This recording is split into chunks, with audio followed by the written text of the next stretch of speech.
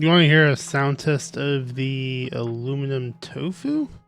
I do have a points reward for that. So if you want to hear the tofu and have the points for it, you can redeem the sound test reward.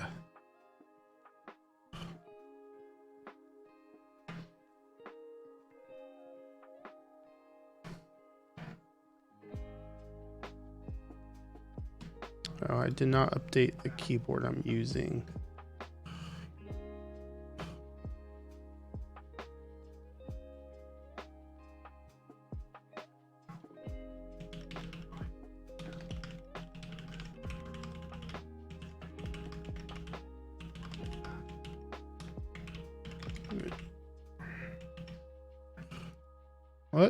What points is that set to?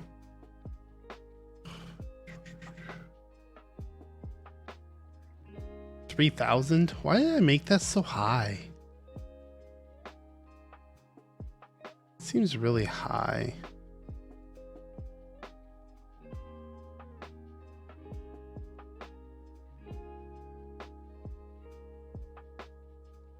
Not gonna lie, that does seem a little on the higher side. Let me change my loyalty settings a little bit.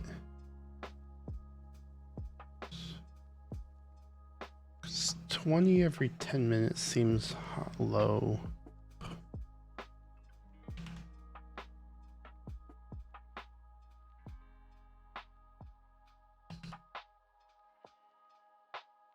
There we go. That should be a little better.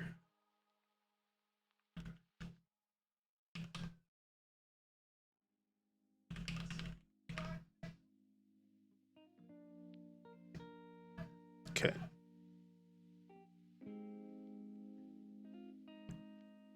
I will be right back.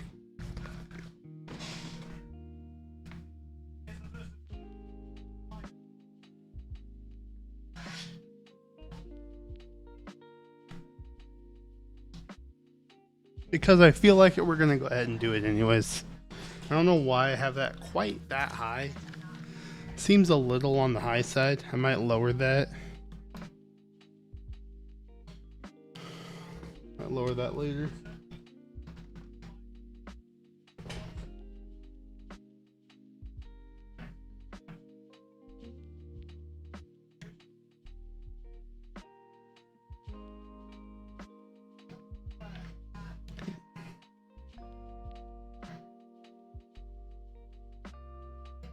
Gonna do a sound test. We need to transition to this scene at least.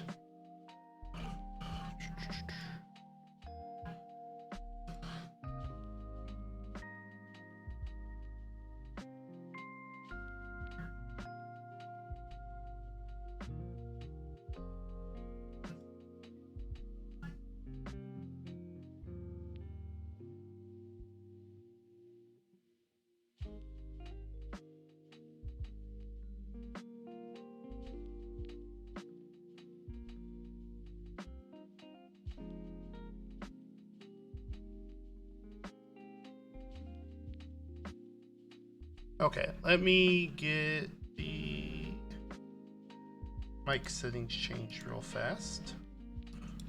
All right, you're gonna hear a little background noise.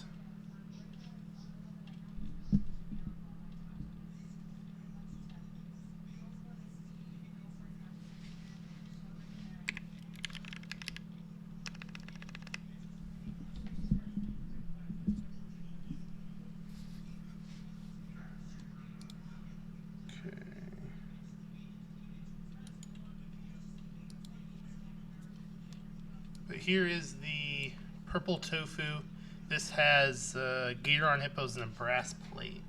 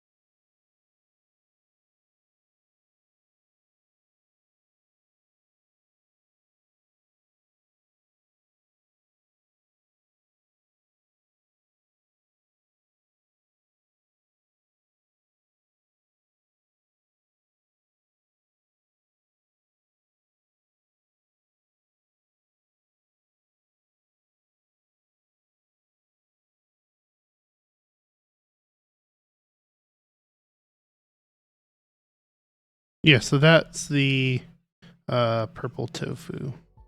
The alu tofu.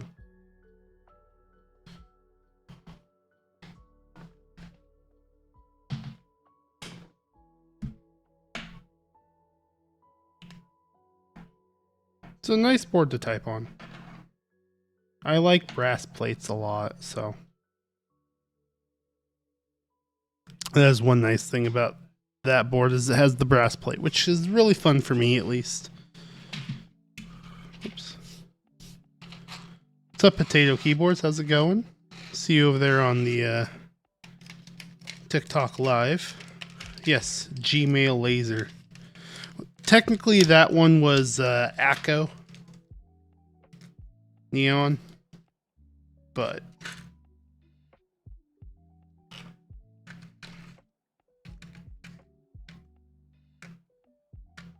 yes, Gmail laser.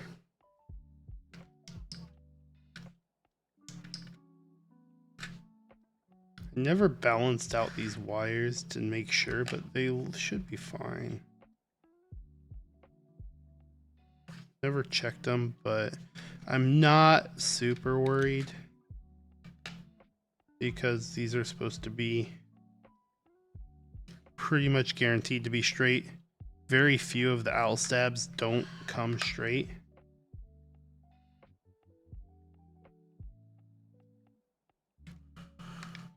Only bad thing is if it's not straight, you can't really fix it. Okay. Don't need the fourth one of those, we only need 3. And then 7U. Thing looks straight as can be. Yep, thing straight as can be. Cool. Alright, so we need 1, 2, 3, 4, 5, 6, 7, 8 housings, and 8 stems. I like the little packaging these Owlstabs come in. It's kind of nice.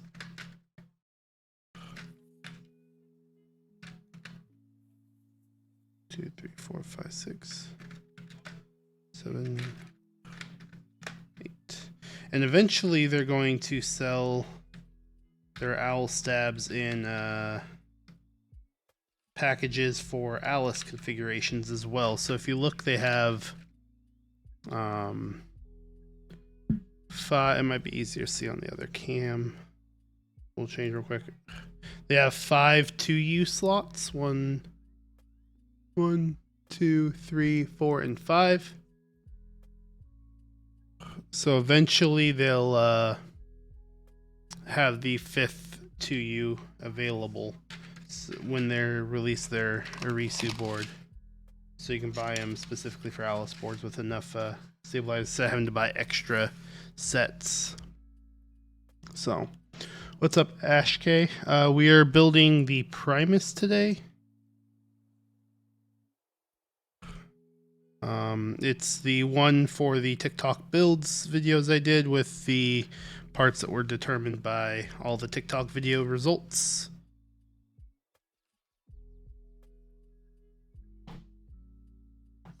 Good. There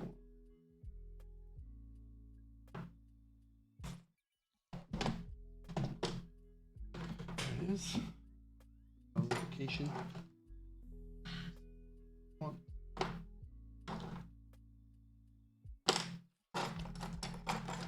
There it is. That's the brush. Cool. Pull this out just so we have it.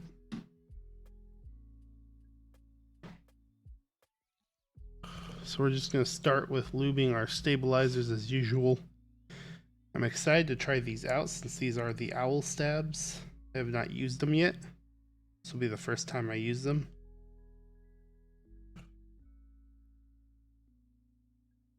I have heard you do need to use less lubrication on these because the on the wires at least, because the stem holes are much smaller than on your typical stabilizers.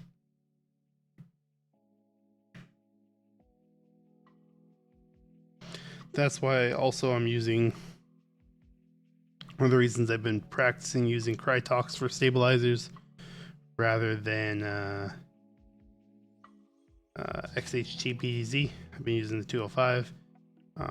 Some stabilizers, some newer ones, they have smaller tolerances for the wire hole.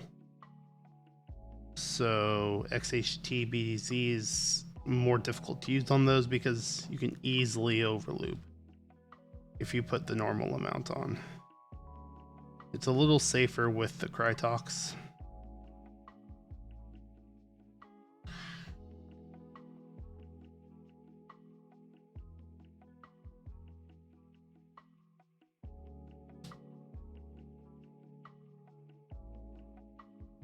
Because this stuff's pretty relatively thin and holds pretty well. Dang it. Here we go.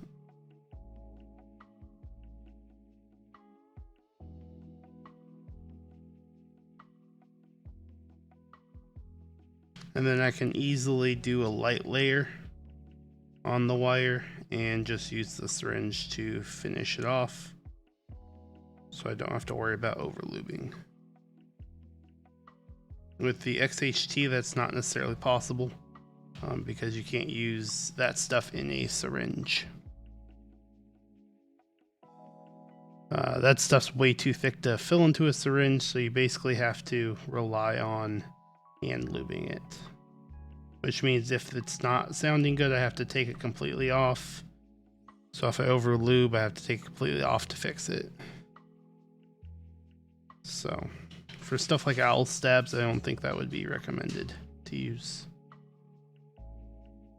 It's much better just to go with Krytox. Even dielectric grease is fine, but I think Krytox is probably better. Or 205 grade 0 is better. Specifically.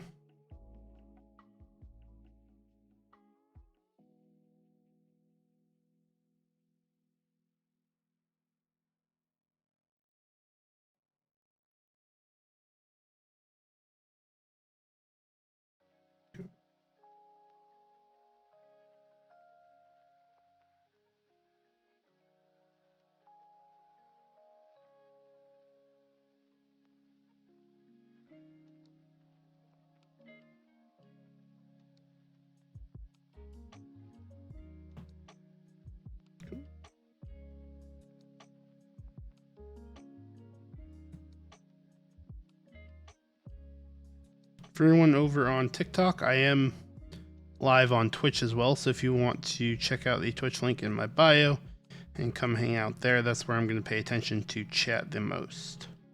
That's where you'll get the better views on the build. Oh, did you get it in? Cool. Yeah, I really like it too. It's a nice board.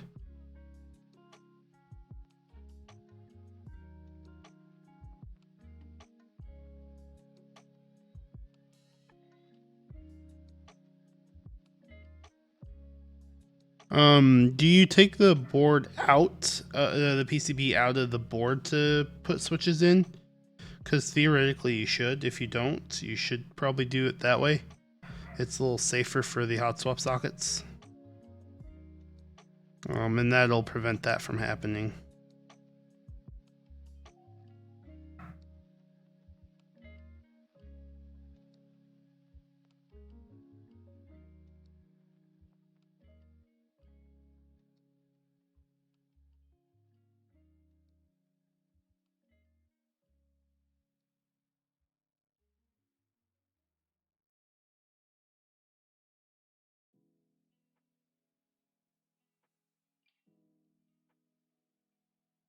Because theoretically that shouldn't happen if you're doing the switch installation with the PCB and plate out of it.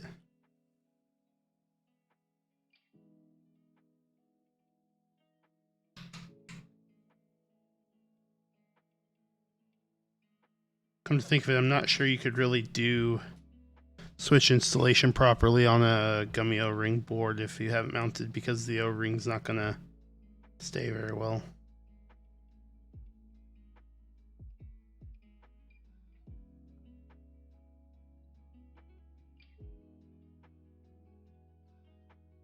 It's always best to do hot swap boards with the PCB out of the board so that you can have it on a flat surface so that there's pressure on the hot swap sockets while you're putting the switch in.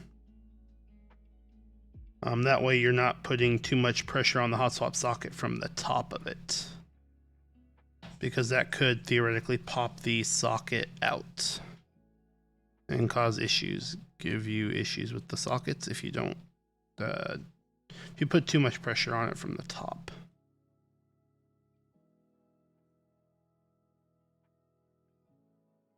So it's always best to have the PCB on a flat surface, or if you can't have it quite on a flat surface, you can always apply pressure to the hot swap socket with your finger, back of your finger, when you push the thing, and just hold the socket with your finger, hold the PCB and push the switch into. But it's good enough if it's just on a flat surface.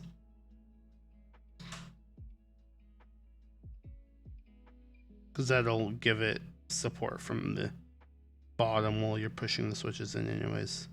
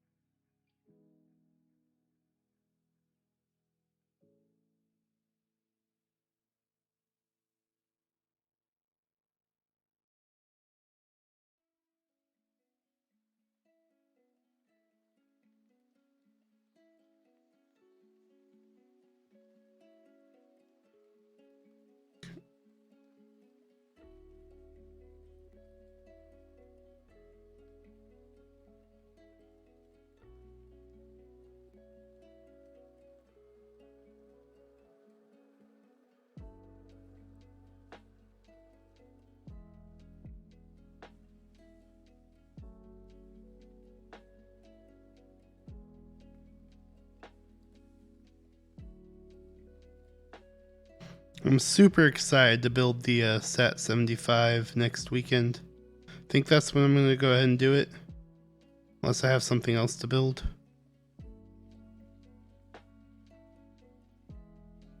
Probably do one of my builds for that next weekend. I have 2 PCBs for it. I might get a 3rd PCB. Not sure yet.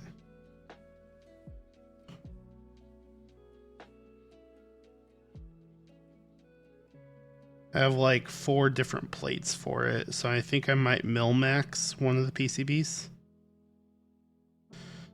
Practice doing some mil-maxing probably on a Jelly Epoch PCB since I have extras of those. And then do mil-maxing to one of the SAT 75 PCBs. That way I can test different plates. Because we have, let's see, I picked up it comes with a brass plate. And then I picked up a carbon fiber plate. And I got the FR4 plate. And then I got a half plate, a half FR4 plate for it. Super excited for the half plate. That'll probably just be the first build I do with it, will be the half FR4 plate. And then I really want to mil-max it so I can see what the carbon fiber plate sounds on it.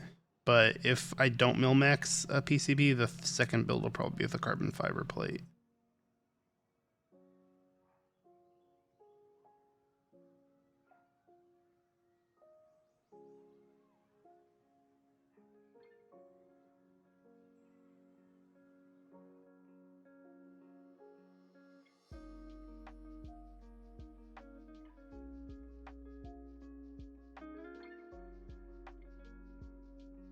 If what gets bent exactly?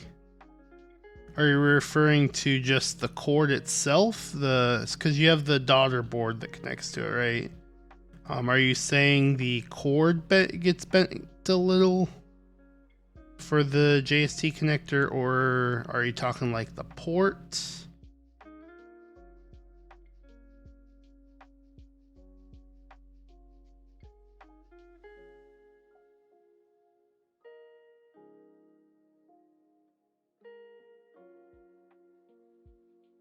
Because the JST connector, the cable for it, that'll get bent. That'll happen.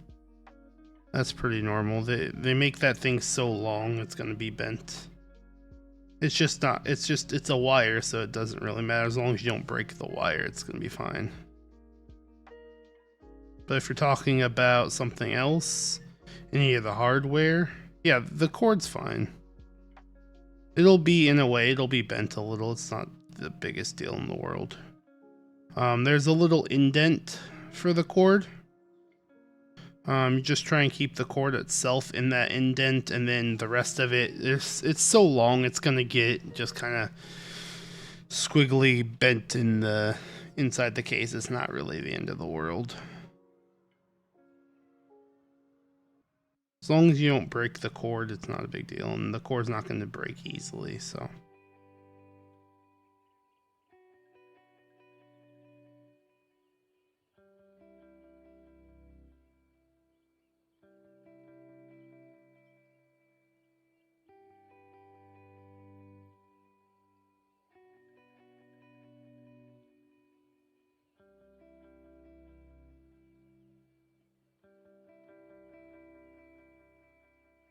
And if it does, for some reason, ever break, the extra daughter board from Canon Keys is pretty cheap to buy, and it's a pretty standardized part. I believe it just uses the AIO3 daughter board, which is a pretty standardized daughter board, and JST connector. So theoretically, you should easily be able to get a replacement if for some reason it ever does break. But really shouldn't. You should be fine with it bending. Pretty sure mine's bent a little. They make that cord so long to make it easier to install and plug in that it's gonna have to be bent to some degree. Hell, you should see how bad the Jelly Epoch JST cable gets bent. You have to like twist and bend that thing to hell to get it to fit right. So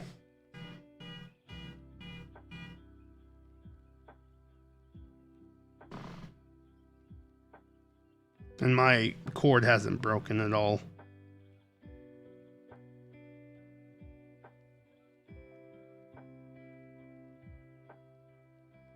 The connector on the board did get busted off from when I was using it because of how much torque is put on it, but that's just the Jelly Epoch, the way it's designed. Don't have to worry about that on like the Bakken Echo or anything.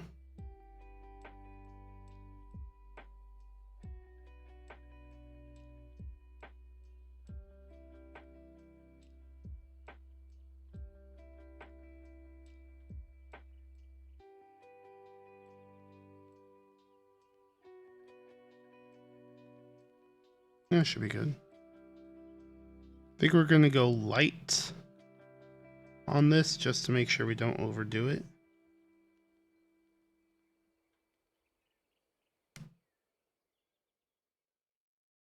I actually think I should turn the light on one sec.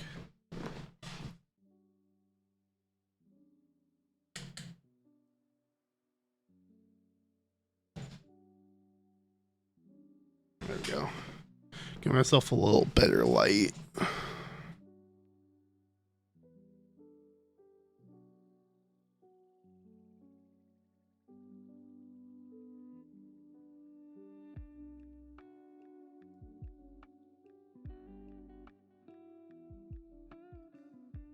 After the build, we might show off the SAT75 a little bit too.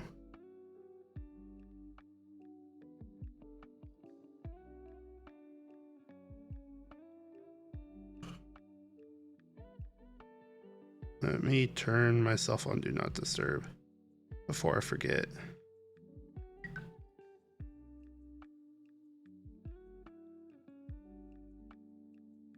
There we go. I always forget to do that. Don't want my phone, don't want someone calling me or notifications to make my phone buzz. Give everyone a little earthquake.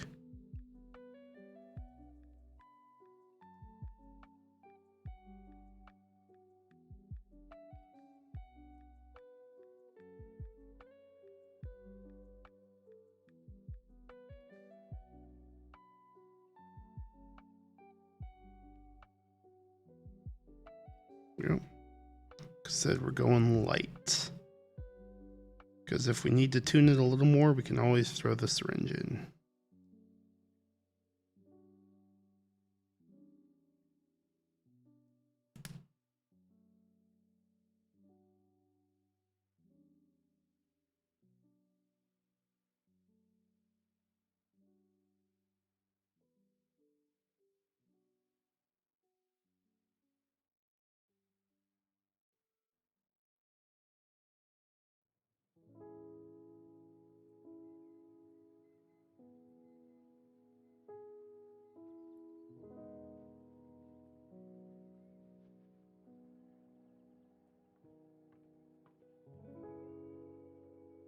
Nice, good light coverage.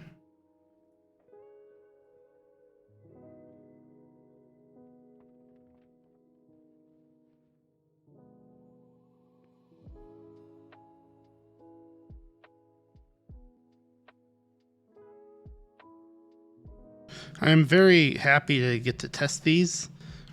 I'm kind of sad we're testing them on the Primus, but I was going to save these for the Glacier that I thought I would already have, which unfortunately is delayed. But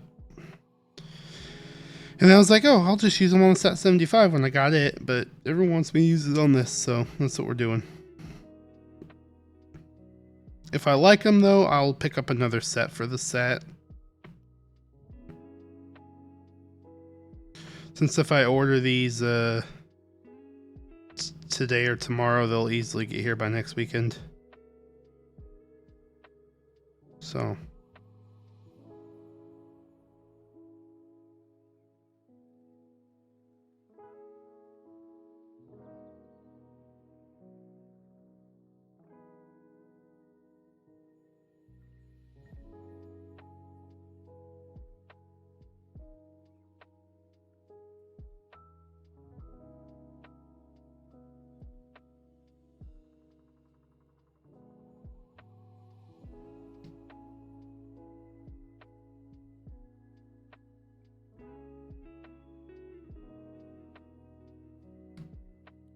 All right, 2 down.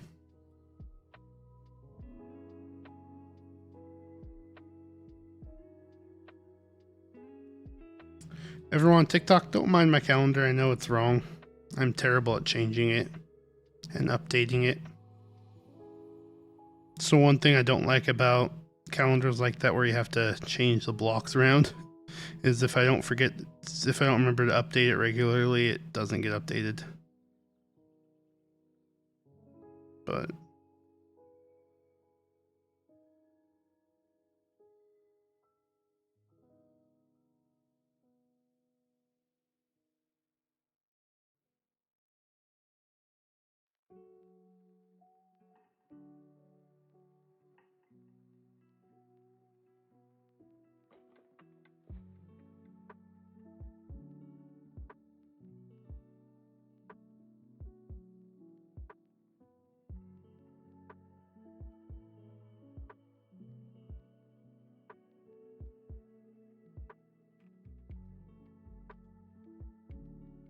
cool.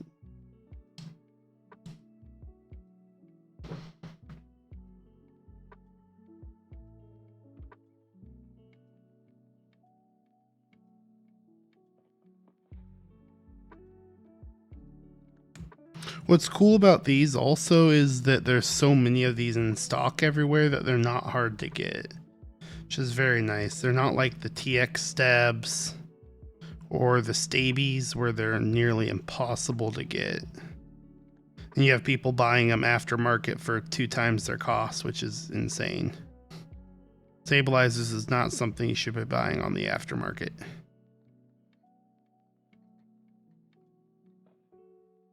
Because you can pretty much make all stabilizers sound good.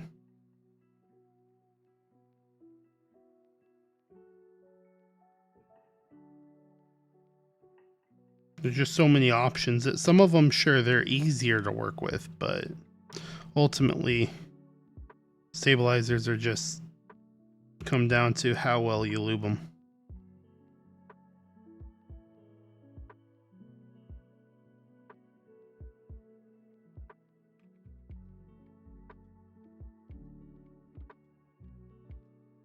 Sure, the tighter wire tolerances can help you lube them easier, but ultimately Duroc stabs sound just fine. So, oops. Let's relube a little bit of that. Slipped out. Put it in and some lube came off, so we'll just fix that real quick.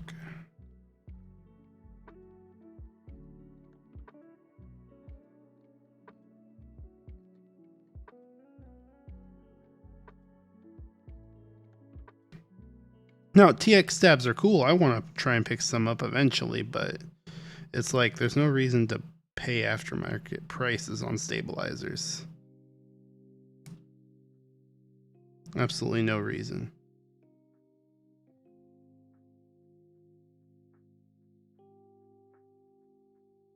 Sure, everything's kosher with these guys. Cool. Alright, now it's just the 7U wire. The cool thing about TX stabs is they're a clip-in alternative because they, if I remember correctly, TX stabs are clip-ins, so they're an alternative to cherry clip-ins.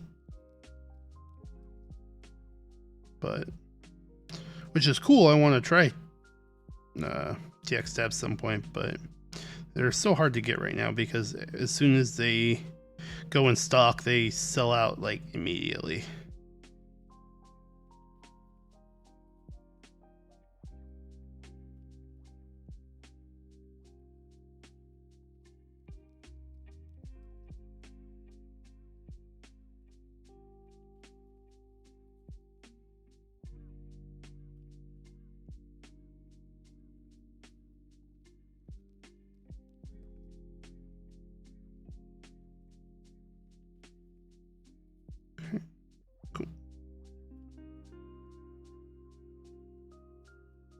And then I think stabies are the same way. Whenever they release stabies, they like sell out immediately.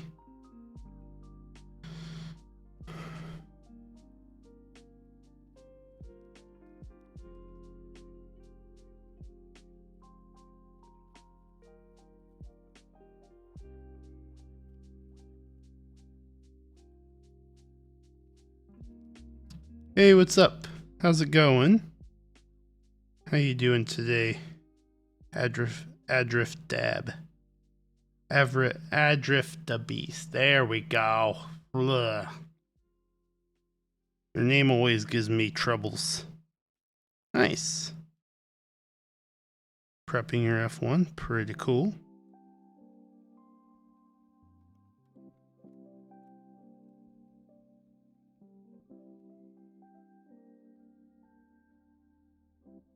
Yeah. The F1 looks pretty nice, I'm not gonna lie. It looks like a nice board. I haven't heard too many sound tests of them though.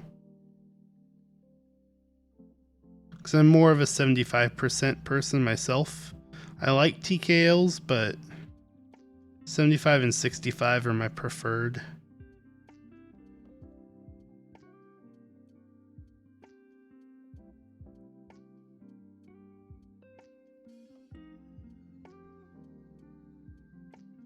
There are some TKLs I want, but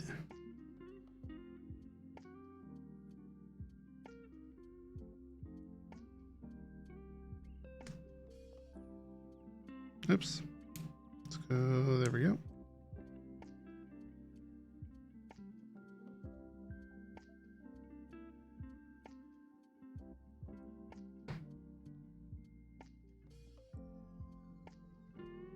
What's going on there?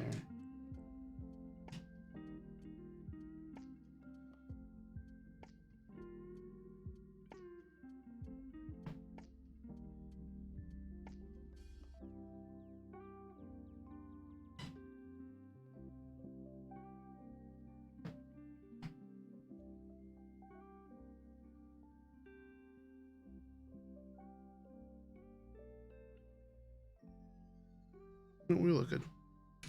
We look good. Looked a little weird to me at first, but it looks good. Yeah, I get you. I get you. I'm kind of a mixed on it. I like the looks. Looks are somewhat important to me, but feel and sound is also important. So I'm kind of a mixed bag. I hope I should be getting my glacier. I mean, it's part of the delayed units, so I still have to wait. But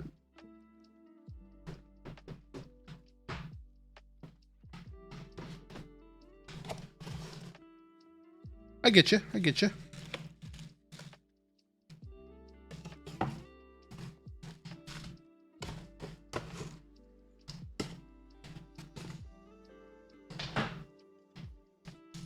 I get you. I bought the SAT-75 and the extras just because I like the way it looks.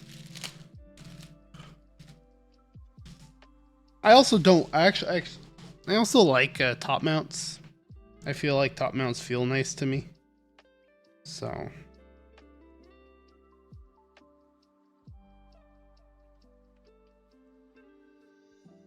yeah, I got one of the E-White.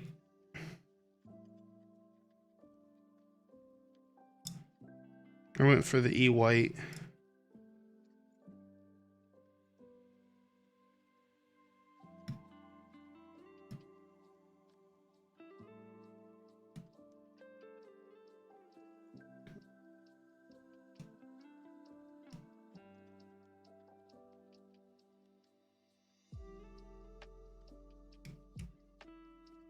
Yeah. True, true. I wasn't sure which one I wanted to go with fully. I was between two options. Like, I could have gone with the green one or the purple one, but I was like, I already have too many purple keyboards. And I wasn't a huge fan of the navy one. It looks nice, don't get me wrong. But I'm not a huge fan of the navy one. I like the white a little more. But I was almost went for the green one because I think the green one looks pretty cool. But I wasn't sure what I would match it with keycap wise exactly. So I decided white was safer.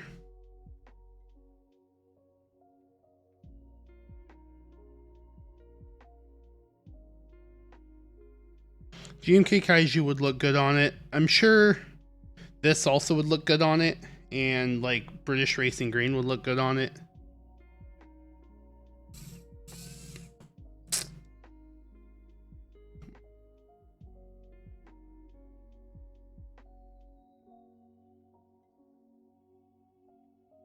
But I was like, you know what? I'd just get the white one. Honestly, it was the easiest one to get too, because there were more A- and B stock of the white than anything else. Like, they put up the ratios for them, and there were so many of the A- and B stock of white. So I'm like, you know what? I'll just go for white. I need another good white keyboard anyways. So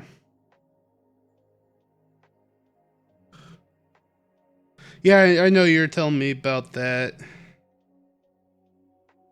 on Discord the other day.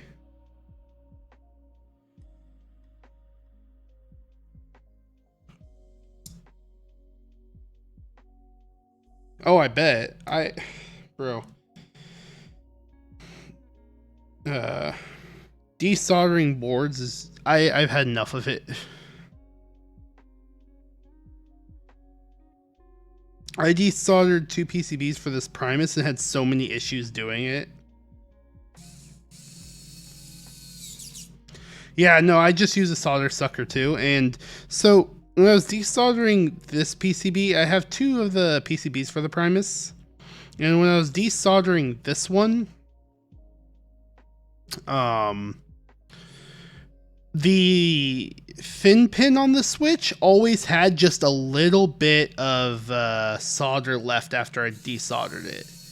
And it took me like 3 times to suck up that just little piece of solder. And it's such a thin strip of solder that you can barely see it's there, but the switch won't come out because it's there. It was super freaking annoying. Had no issues with the thicker pin. The thicker pin desoldered perfectly, without issue. But it's just that thin pin I had the issue with. It annoyed the hell out of me. Got so frustrated.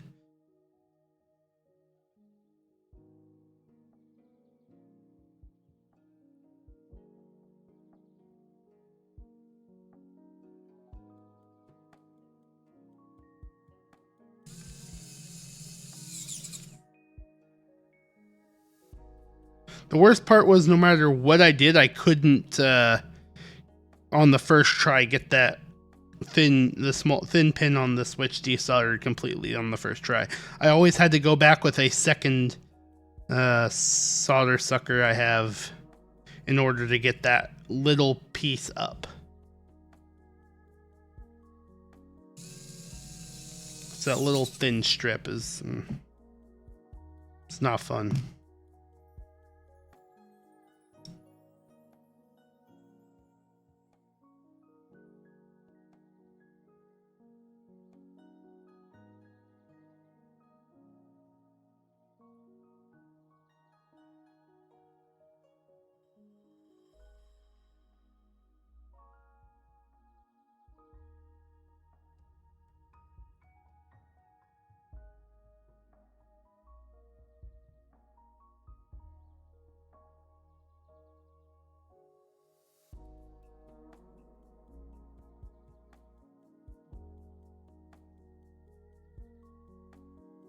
And what was annoying is that was the first time I've ever had that issue too. I've never had an issue desoldering until I tried desoldering these 2 PCBs. Like I was able to desolder 2 Jelly Epoch PCBs in an hour and a half. No problem.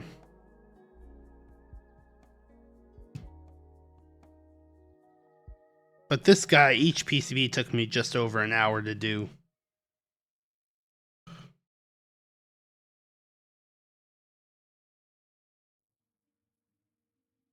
Oh yeah? Fun.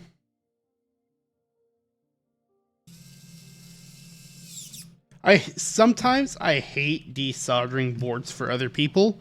Only depends on how well it was soldered in the first place. Gotcha. Yeah. That sucks that the PCB was dead though.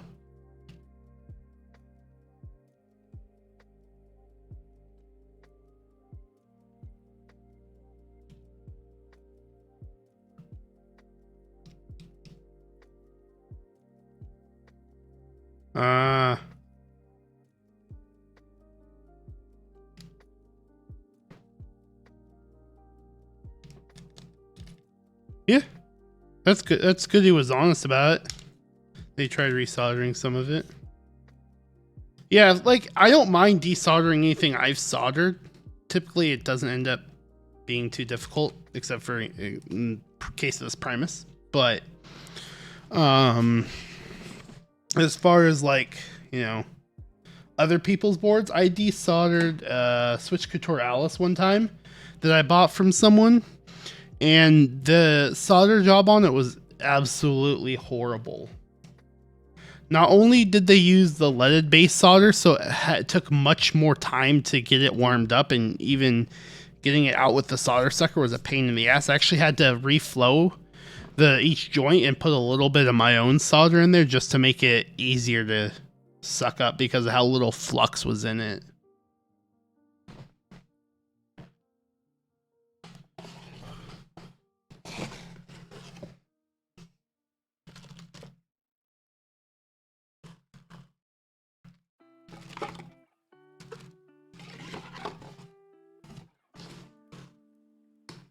Yep, I get you. I wouldn't say most of my all or most of my joints are near perfect. I still have a decent amount to learn, I would say. I'll be honest, I still have a decent amount to learn. Actually, I know what I wanted to do. I remember what I wanted to do. I wanted to cut for the wire, I think. I wanted to cut the spot for the wire so it doesn't pull on it. Me.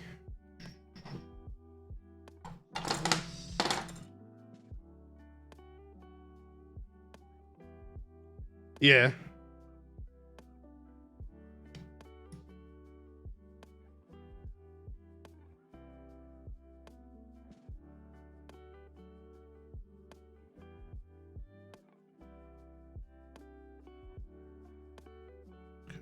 Top one.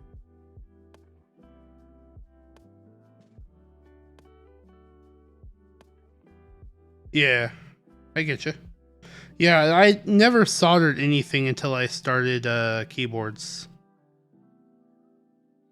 So it's the first time I've soldered. So I've been soldering maybe, let's see, I started keyboards in like June. June was the first time I soldered something, I guess. So I've been soldering since about June of last year. Actually, no, I'll rephrase. I didn't start soldering in June. My first time soldering was in like July. My first custom board was in June, but my first solder I think was end of June. Early July was the first time I soldered.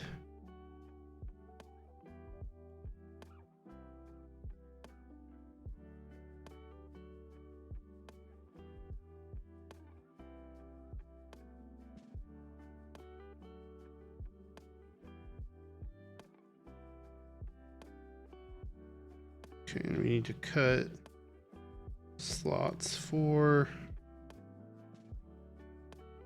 Yeah, I figure that makes sense. You have to be probably pretty precise when soldering some computer components.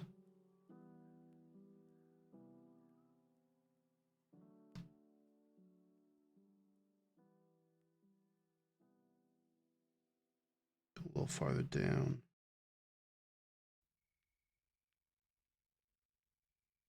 Yeah, I'm sure the things you're soldering are probably smaller.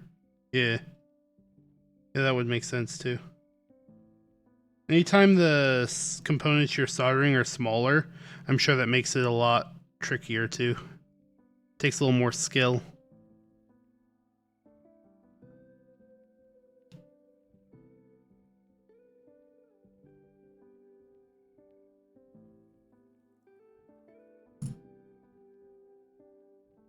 Yeah.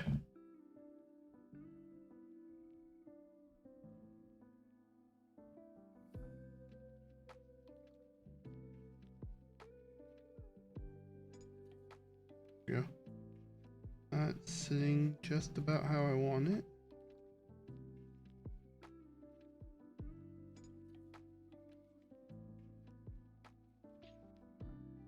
Let's see.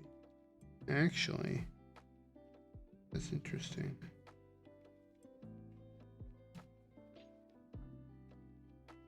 This is very interesting. I know it's not that way. Why are the pinholes not lining up? That's weird.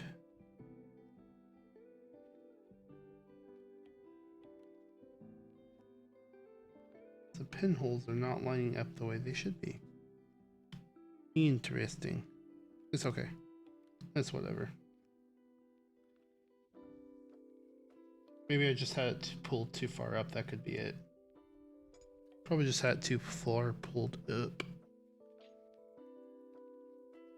Probably all it is. That's why the pins weren't lining up right. Okay, that's fine. We're good. Pull this off of my other PCB. The only reason I desoldered that one to get the specific plate and this PE foam I had already cut, so I didn't have to recut.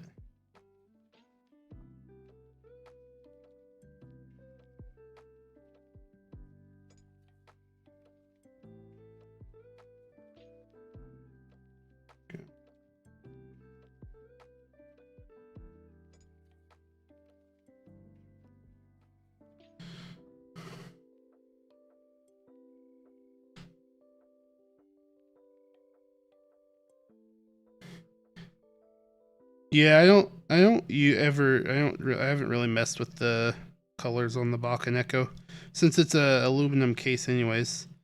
Is it through the top or through the bottom anyways?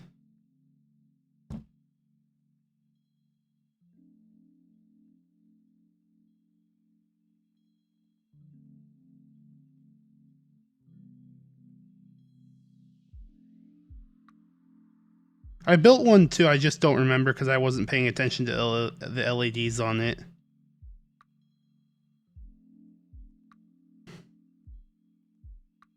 What's up, Hanatori? How's it going?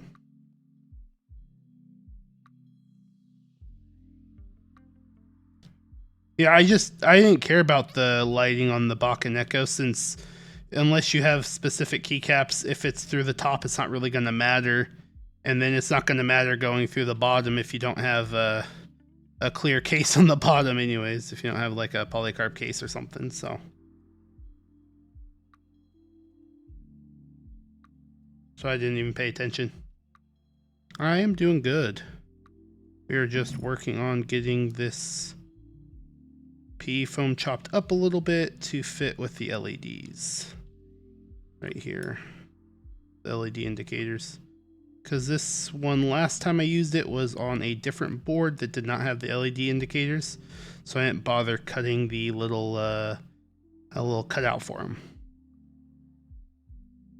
because the board didn't have them, so I didn't care about it. But this is on a different PCB that does have the LED indicators, so I need to cut out some stuff for it.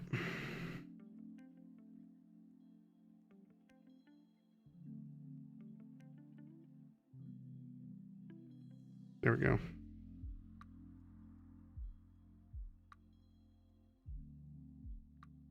Figure everything should be lining up pretty good now.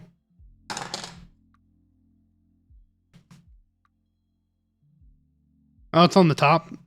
Yeah, I didn't even pay attention to it because unless you have like pudding keycaps or shine through keycaps, you're not really gonna notice anyways. So, yes, this is a Switch Couture Alice up here.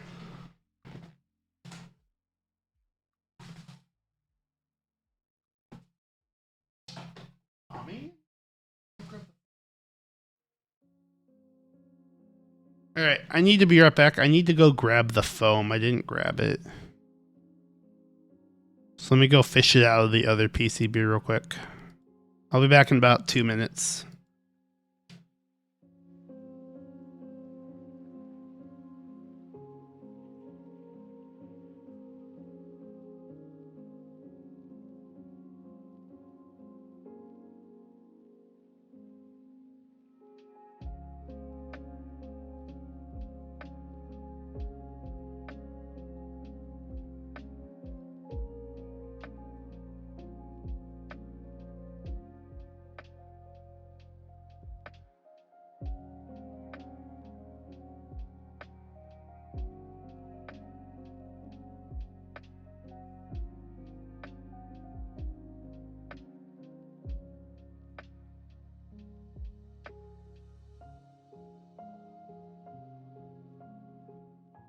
No worries. No worries. I don't mind answering any questions about the keyboard.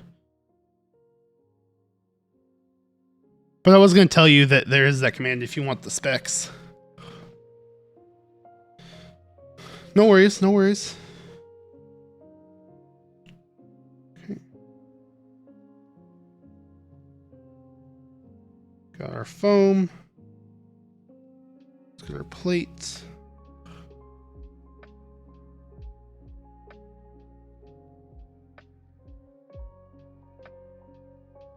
Yeah, I actually just built this. I built this on Tuesday.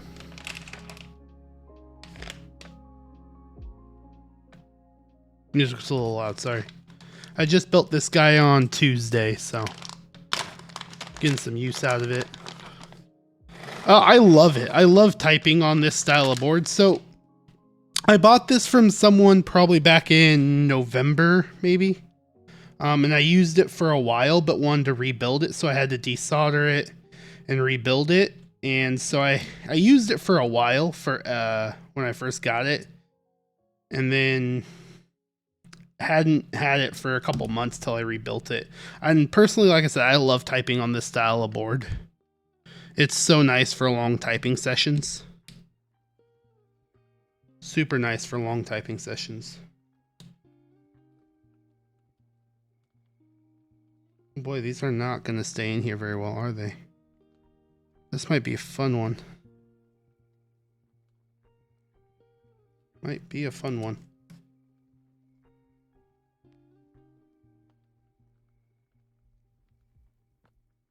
Hopefully when we get more of the switches in, it'll hold down the plate a little better.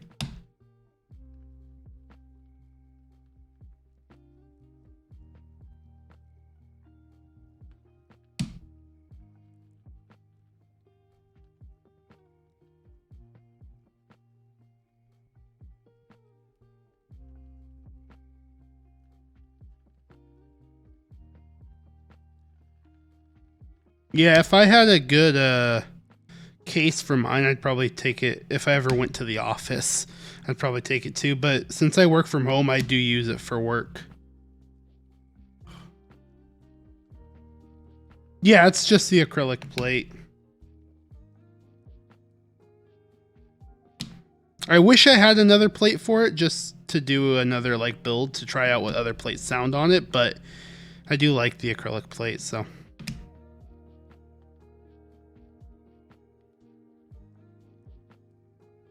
Has a nice like clacky sound to it, so.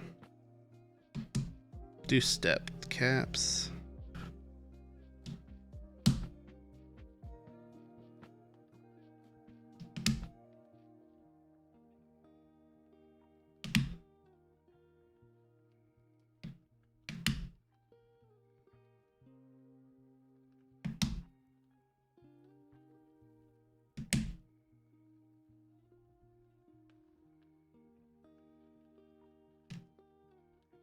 Oh, that should be in the right spot.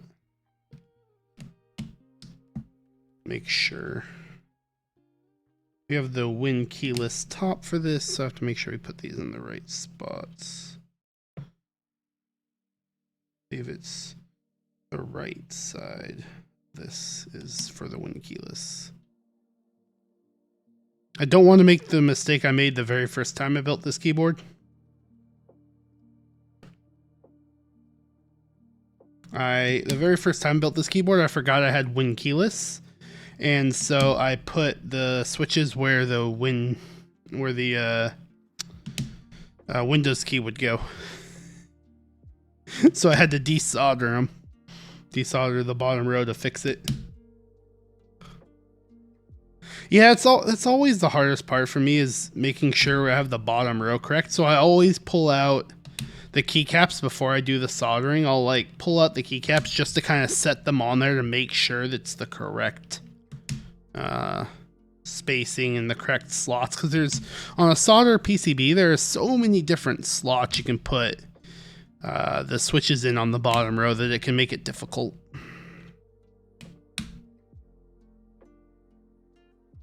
So I always have to break out the keycaps just to make sure. And ever since I did this build the first time when I did the bottom row incorrectly, now I always make sure. Because I don't want to have to desolder the bottom row to fix it.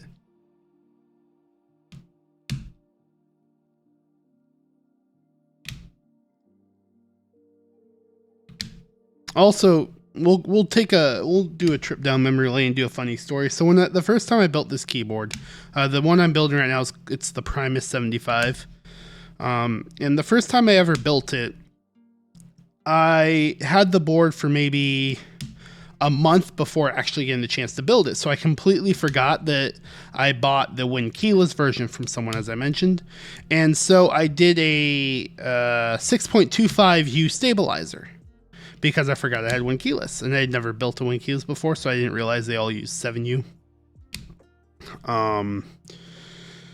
So I did a 6.25U stabilizer and set everything up for a normal 6.25U stabilizer row, you know, the 1.25, 1.25, 1.25, 1.25, all that jazz. And I get everything soldered in. I go to put the top case on there, and it won't go on because this is the wrong. This is no key supposed to be here. No key supposed to be here for the Win keyless. So I had to, or no key's supposed to be here. It doesn't have a blocker over here, I believe. Yeah, no, it doesn't have the Win keyless block over here. It's just over here, 75%. So I put one here. I had to desolder that. Then this was set up for a 1.25, so I actually had to desolder it to move it over. And then I left the two 1.25s here and the 1.25 here. So I had a really wonky bottom row for a Win keyless. I had a 1.5, a 1.25, 6.25 space bar, a 1.25, and a 1.25 key. It was a super weird layout on the bottom row, which kind of gave me a Win key in a way, but it was really wonky. Yo, thank you for the follow, Raz. Appreciate you stopping by and following. How are you doing today?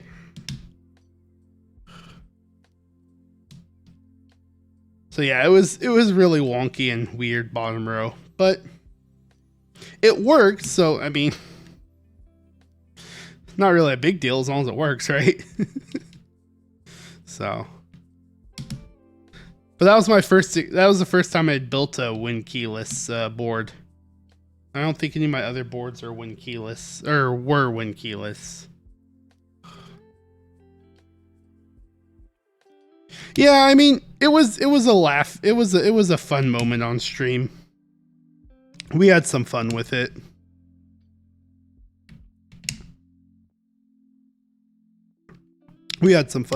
But that's why I now double check everything before I do the soldering with keycaps, just to make sure everything looks good. And I double check the top of the board if I don't remember if we have Win key or Win keyless, just to make sure everything is good to go, because I don't want any more issues and surprises like that. So yeah, this is gonna be fun.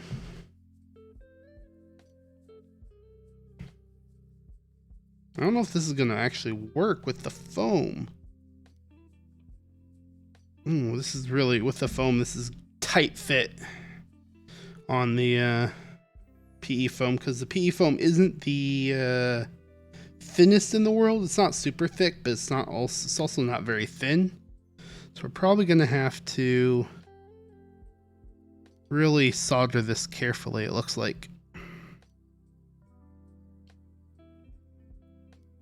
I think part of that's also because of the polycarb plate.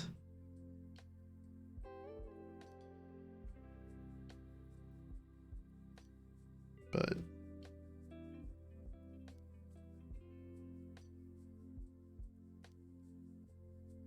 yeah, the soldering is going to be fun on this. Might take a little while, but that is okay.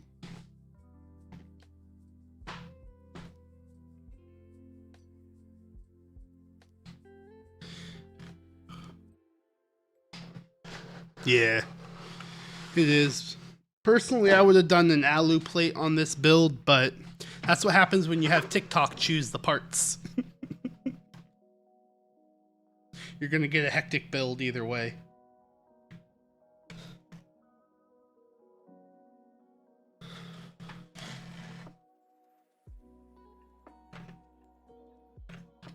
So it's, okay, that's what I thought it is, this side guy, yeah.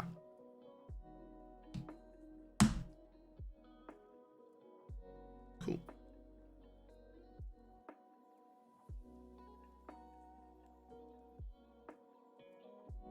That's the correct one.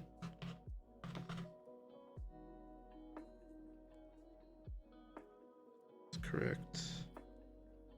That's correct.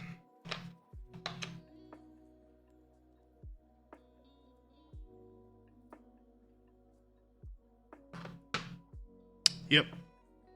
Yep, I get you. That is the toughest part. With how firm I have to push down to get these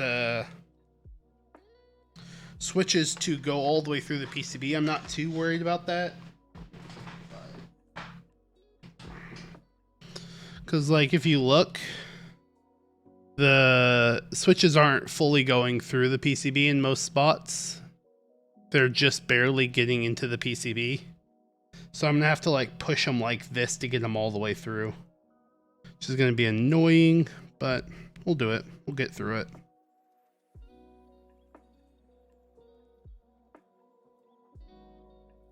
We will get through the soldering.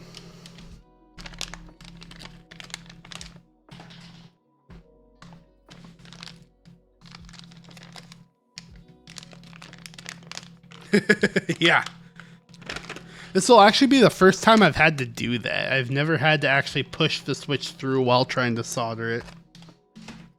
I think the way I'm going to do it is get the big pin soldered and then reflow it. I think is how we're going to do this while pushing it through. So that's going to be fun. Okay. I do not have my soldering mat. Let me grab that.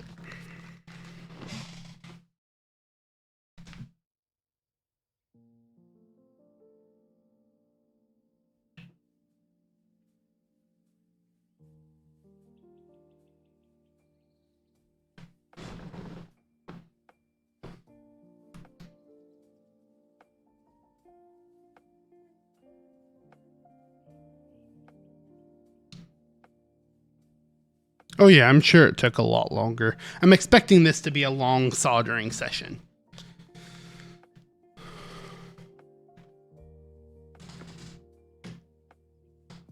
I'm 100% expecting this to be a somewhat longer soldering session. There we go.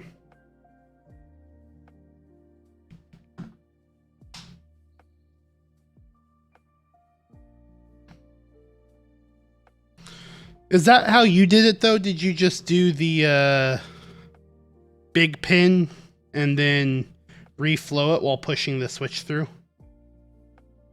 Because that's what I'm thinking we're going to do.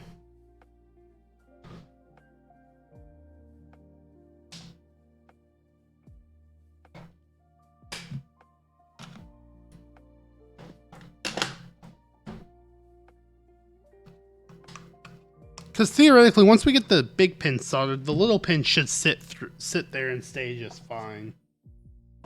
We'll grab one of the desoldering solder suckers just in case.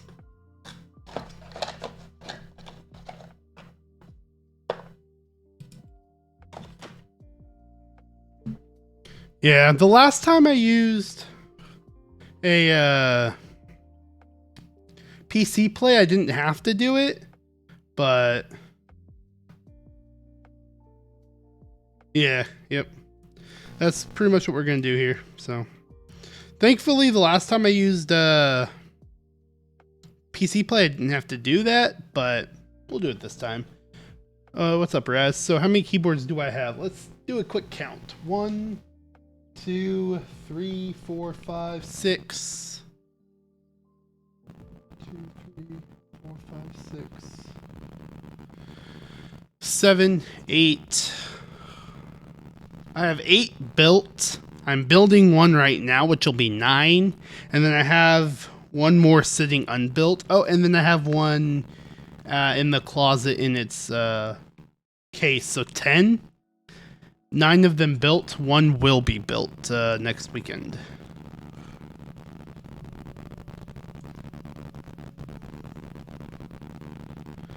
Do exclamation mark. Let's see, exclamation mark boards, or exclamation mark keyboards. That's what it is, exclamation mark keyboards. That'll give you all my keyboards currently. The list should contain probably 7 or 8. And then I can tell you which ones aren't on that list.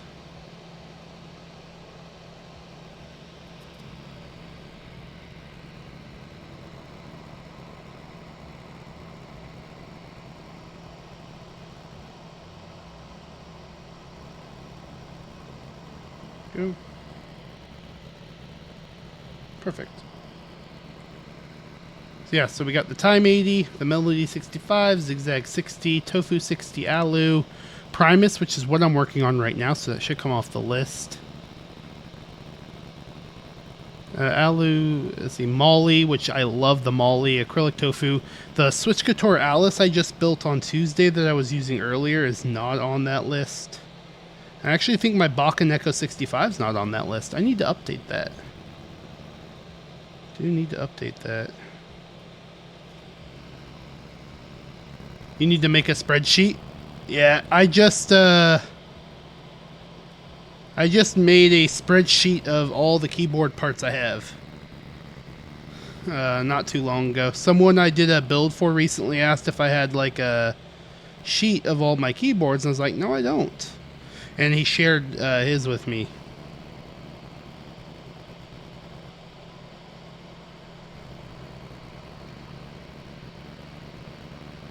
That's the Voice 65.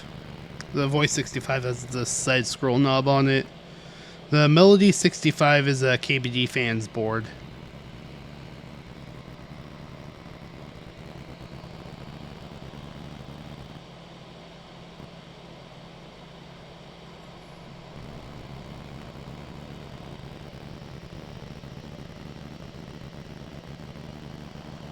Ouch. Got a little hot.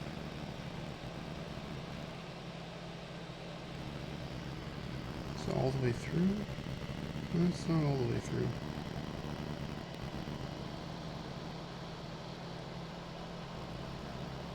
There we go.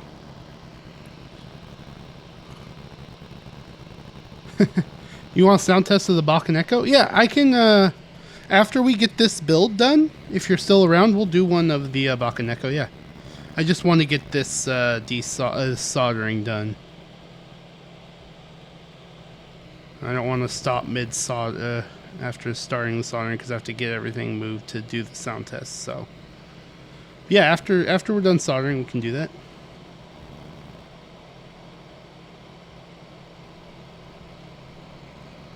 You just spent $386 on 2 keyboards. What keyboards did you buy? And trust me, I get the whole problem. I get what you mean. Trust me.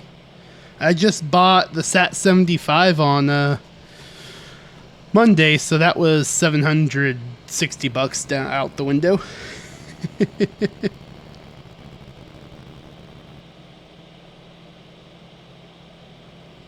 That's when you know you have a problem, right there. When you dropping $760 on the board.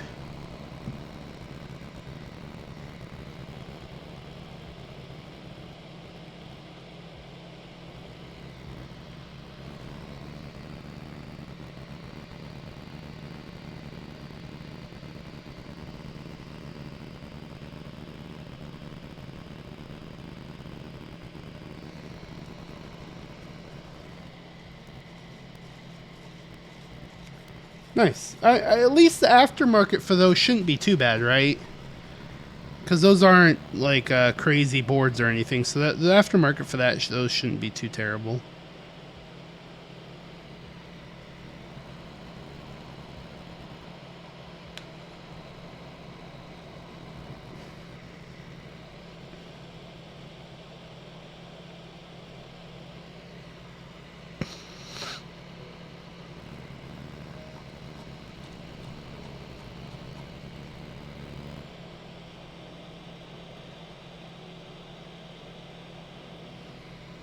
I'm actually sad on... So, I have the Glacier 80 coming, hopefully, in the next month. Once they get the delayed board sent out, I'm hoping it'll only be in about a month. I'm not sure which switches I'm going to use on that.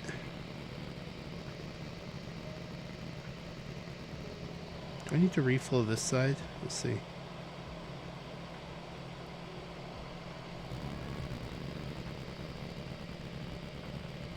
So that doesn't look like it's all the way up.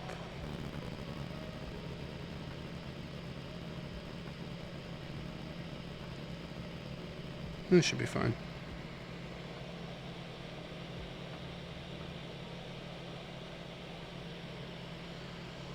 Hanatori, when you did it, did you have to reflow the little pin too to push it in? Or does that get all the way into? Because it looks like it is to me, but some of them almost look a little short. No, I think it's fine. I think I don't need to. I think we'll be fine without it.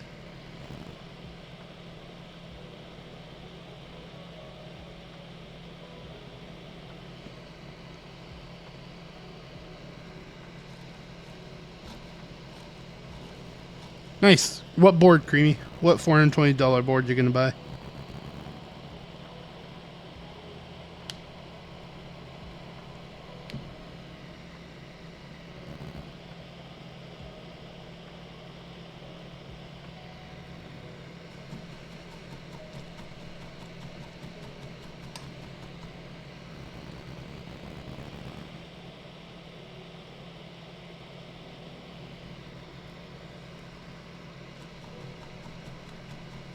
Okay, that's not a terrible. How many PCBs does it come with?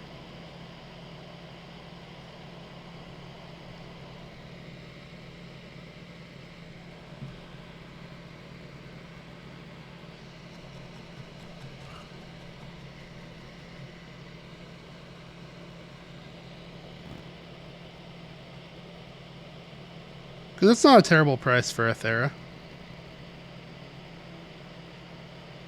Especially if it has a second PCB. Yep. Okay, with 2 PCBs, it's definitely not a bad price at all. Definitely not a bad price at all. Creamy, do you even know how to do you know how to solder though? Because that is a solder PCB. Just so you know, in case you didn't know.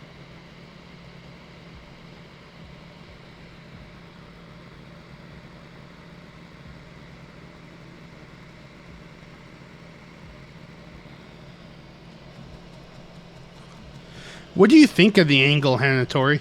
I was actually thinking of picking that up, but then I was like, I already have one TKL and then another TKL that's on the way, so I don't know if I want a third. Yeah, if you send it to me, that's fine. I love building the Thera.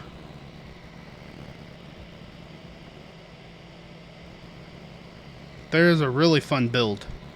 It's a pain in the ass since it's plateless, but it's a really fun build, either way. Let's see. Yeah, I think just the one side's working. I know, there are a ton of options for TKLs. Personally, I'm still kind of holding out on getting a Mr. Suit. I really like the colors of the round 3 of the suits.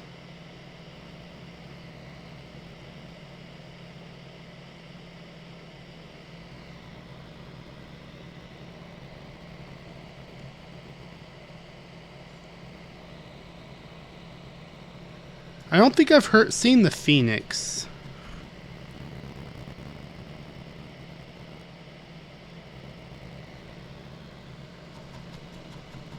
Wasn't there another frog sale recently, or is that happening soon?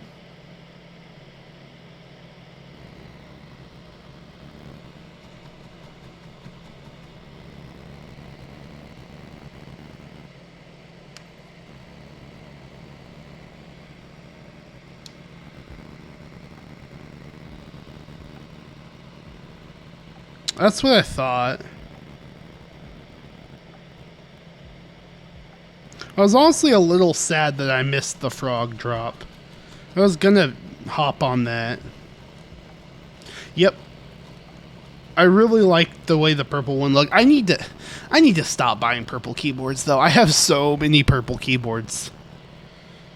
Like I have 1, 2, 3. I have 4 purple keyboards right now. Out of the 10 I own, 4, almost half of my keyboards are purple. And I keep wanting to buy purple keyboards. There's all these keyboards I see come out like, ooh, that purple one looks so good. Like, honestly, the purple for the SAT75 looked really good. The mermaid purple for the SAT looked so good, I almost picked that up. The purple on the Mr. Suit looks so good. The purple on the Spring looks really good. There's a few other boards I saw that I'm like, man, that purple looks really good. Oh, the Mode 65 Lilac looks really good as well. The Lilac mode looks really good. So, I just have a problem with purple keyboards. Which is funny, when I first got into keyboards, I thought I'd be buying all these white colored keyboards because my setup's like entirely kind of white. And that was kind of the color scheme everything goes for on my setup. And then I just bought my first white keyboard when the Bakken Echo 65 came out. I did not. I tend not to join GMK group buys because of how long their wait times are.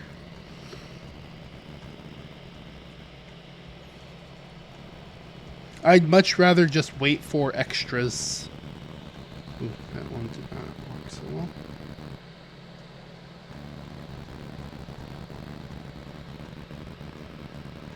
That one's not reflowing super easy. Let's do a little more on it to make it reflow a little easier.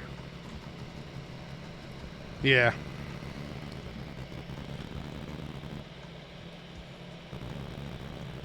Damn, this one's not easy. That's the only issue with this. The farther you get in, the harder it is to push the switch in. Switch up. Whew.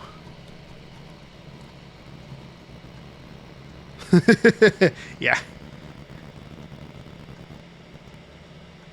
How close is R2 Bento to even coming in, though, isn't it? Aren't you still a couple months away from it being completed at best? Has production even started on it? That's the question.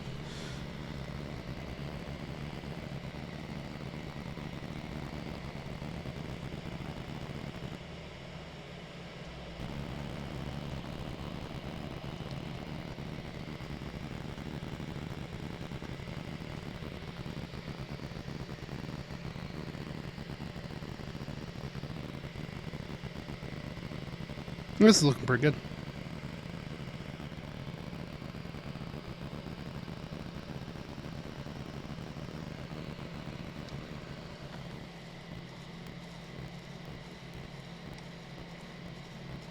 Oh, that sucks. That's the worst.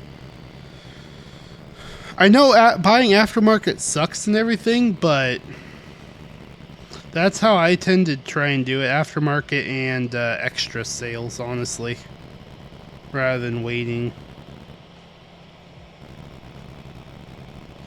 Oh shit. Frostwitch is Frostwitch sold out? That's what I wonder if that's sold out. I did not check.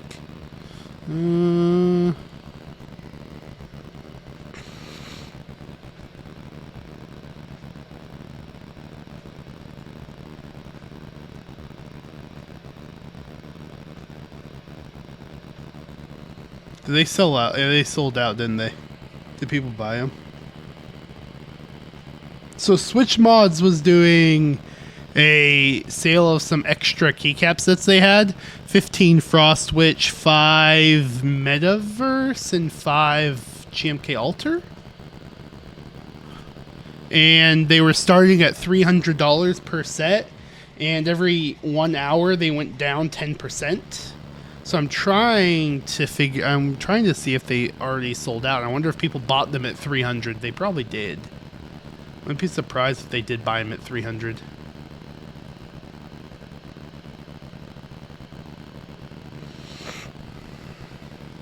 Because it looks like the link's no longer good, so they're probably gone already.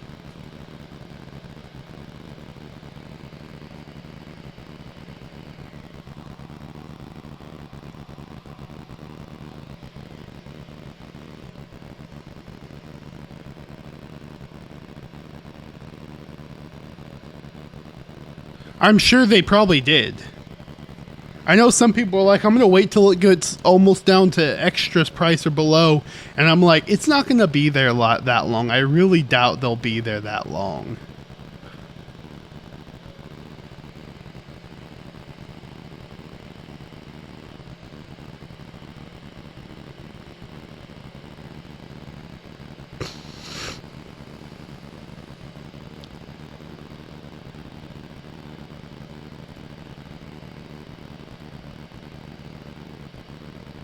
Where did it go? Where did the link for it go? I can't find it anymore. That's annoying.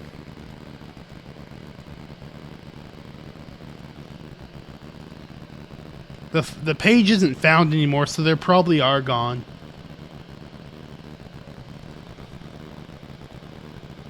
Oh no, it doesn't start for 20 more minutes. Never mind. Okay. Oh, it's okay. It's 1 p.m. Eastern time. Never mind. It's not for another 20 minutes. Okay. I'm not gonna buy into it. I want Frostwitch, don't get me wrong, but I'm not gonna spend 300 on Frostwitch. So, if it's there, once it gets down to something like, if it's there after 2 hours, it'll be 240. I might buy it at that. I might buy it at that, but I'm not buying it at 300. I don't pay that much for my keycaps. Thankfully, I've never had to buy anything over retail. Aftermarket. I was able to get GMK Nautilus at retail, GMK Future Funk, GMK Dracula. Sorry, Raz, I did not see that till now. The Bakaneko, it's the one I have built right now is the 30A O-ring, so it's the slightly flexier O-ring, and then it has the Neapolitan tactiles in it.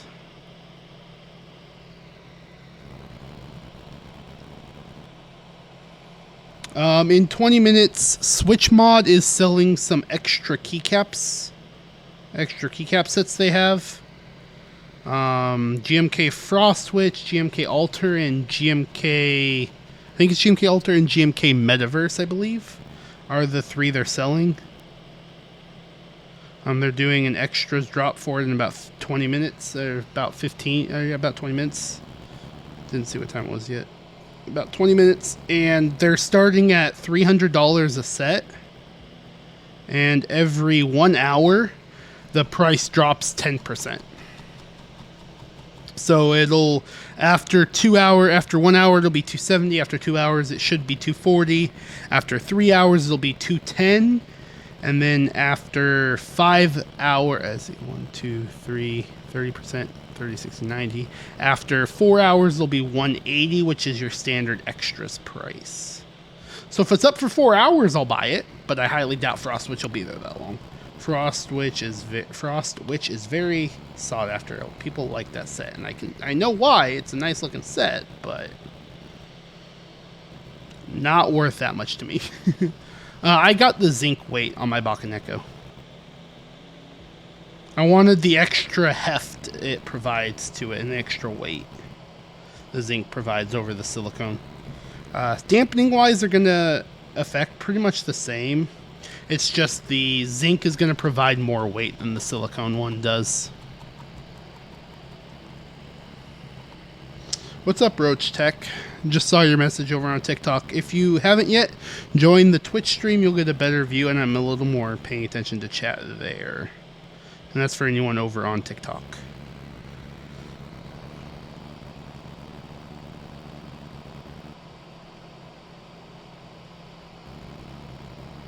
Yeah, dampening wise, the silicone should do just about the same as the zinc. I just went with the zinc for the extra weight, honestly. I like a little bit more weight on my keyboards, so.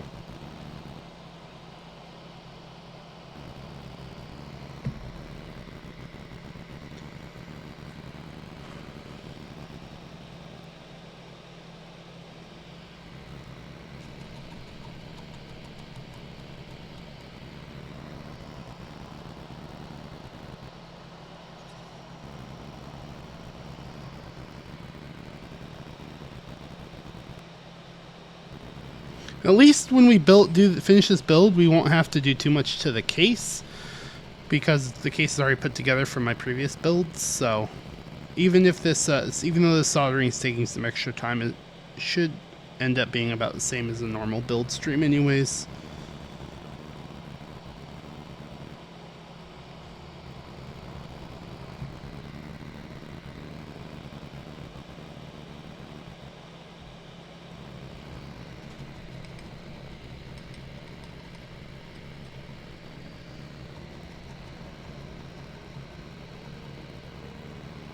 Oh yeah, I forgot to ask. I was gonna ask about that. How did your B stock turn out?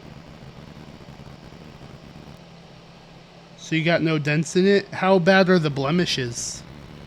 Any major things, like any major scratches or anything?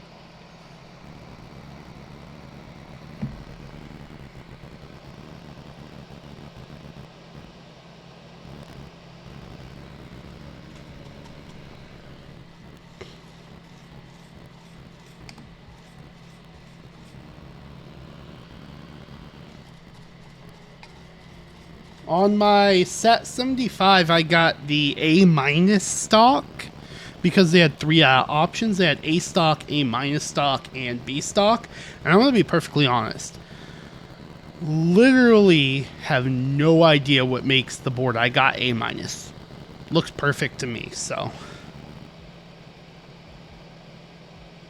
I inspected it and looked around closely. Literally could not find any issues with it. So I'm not sure their reasoning for making it A-, but I'm not going to complain because it's basically an A stock to me, so.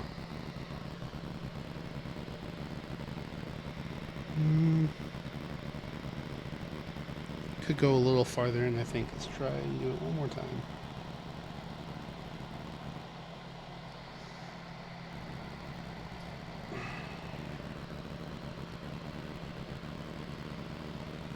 We're going to do all the way down the sides, since I think that's going to help in the long run.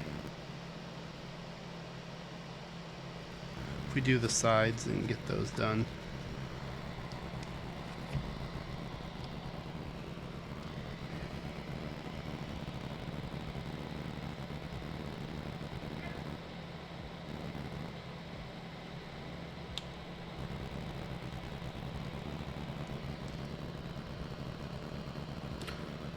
Ultimately, I'm just trying not to burn myself with this hot-ass soldering iron. Doing all this shit. Not gonna lie. I kind of burnt myself a little bit when I was desoldering this already. I was having issues desoldering it. And the soldering iron slipped off one of the pins and touched my thumb in one spot. Thankfully, it wasn't too big a deal, but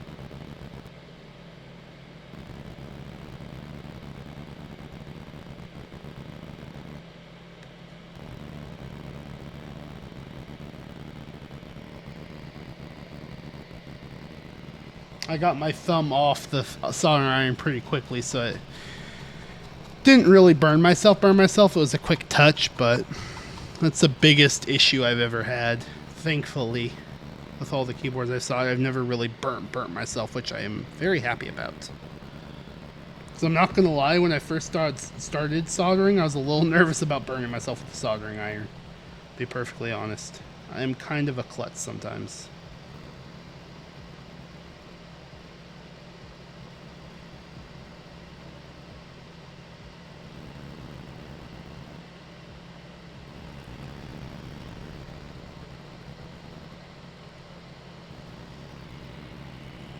What's up, keyboards? How's it going? How are you doing today over on TikTok? Hope you're enjoying your Saturday.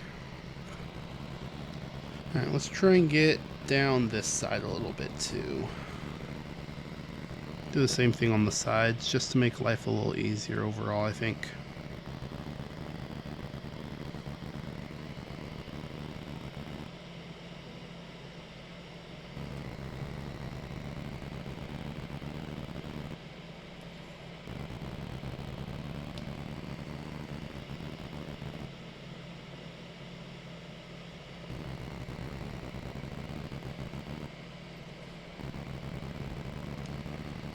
The sides are definitely easier to push the switches up.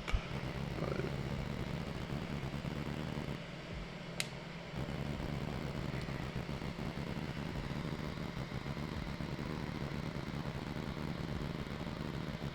down in the middle is where this shit gets a little difficult, but it's going pretty well.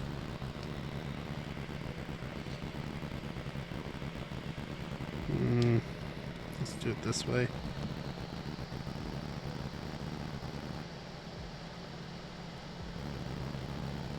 Okay, perfecto. Go back through, solder the little legs.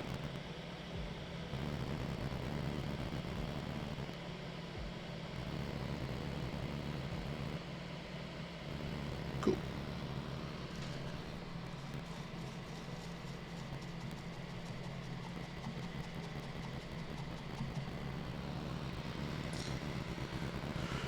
This is not going too difficult. We've been soldering for about a half hour. Normally I'd be done with the board by now, but it's not taking quite as long as I thought it would with having to reflow them, so that's kind of nice.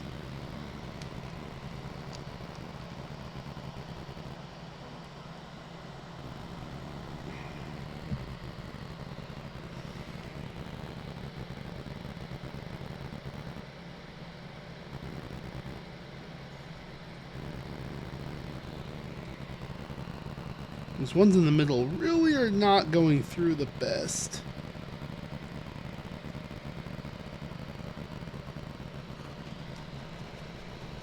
What's up, Argral? How's it going?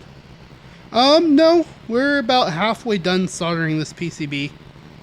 This is taking a little extra time because we have to solder one pin, reflow it, and then push the switch in farther because it's not quite sitting flush. So the soldering is taking a little extra time because of that.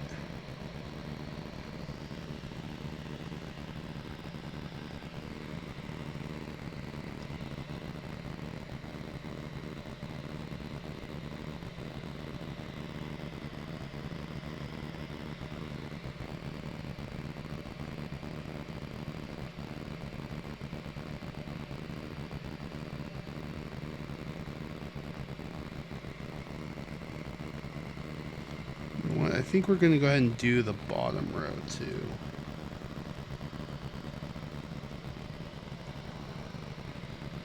too. Creamy got a B stock and said there wasn't too many issues with theirs, so really it just depends on how lucky you get. Because B stocks are kind of a hit and miss type of thing.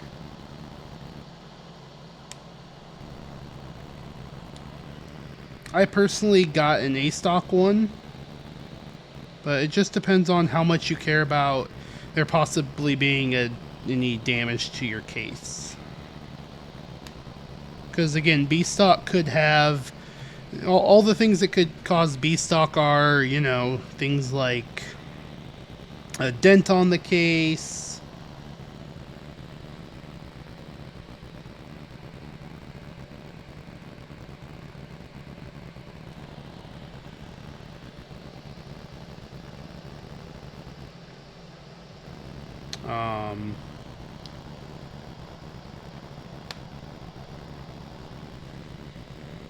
Stuff like that could cause it to be a B stock.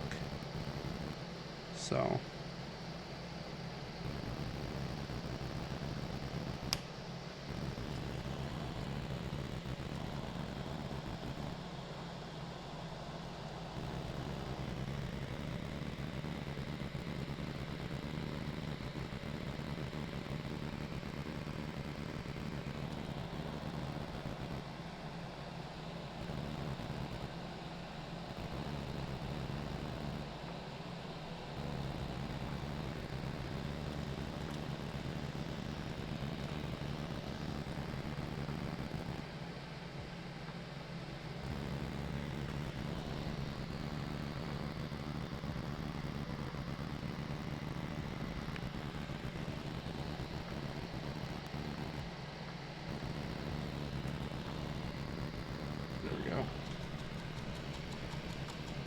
So really, it's all up to you, honestly, on that. Asking if a B stock is okay for it, it's really just up to you and what you prefer.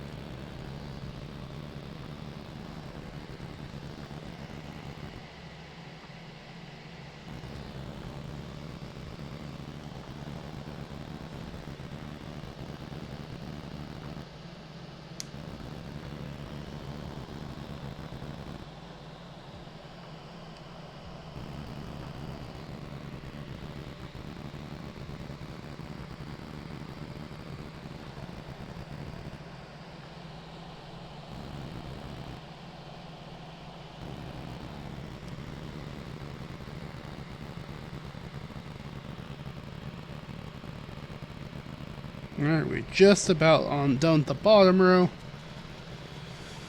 Whew. Definitely taking a little extra time.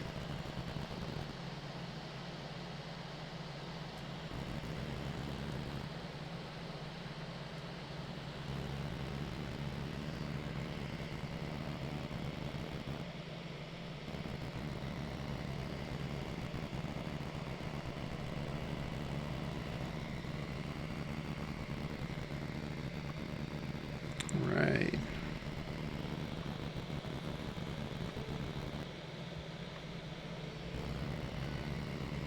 Bottom row is done.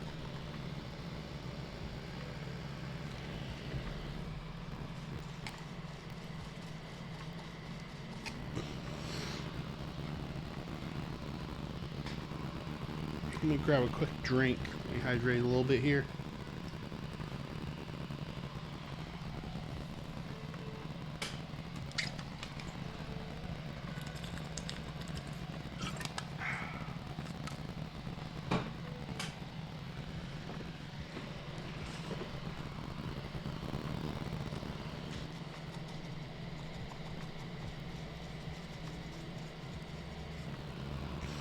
Alright, let's see, where are we? We've done top two rows, we've done bottom row, we've done the sides.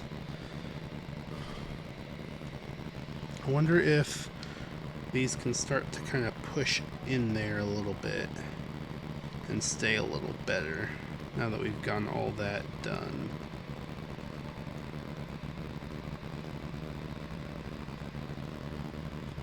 Careful with my right hand there with the soldering iron.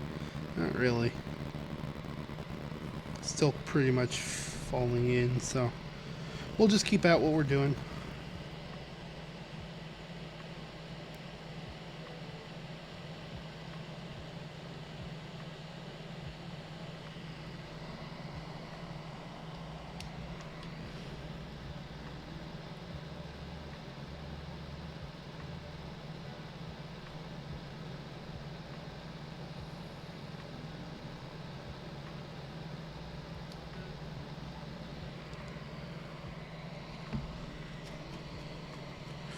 Ultimately, as long as the switches are sitting evenly, even if they're not 100% of the way through, as long as they're all even, it'll still work out to be the same.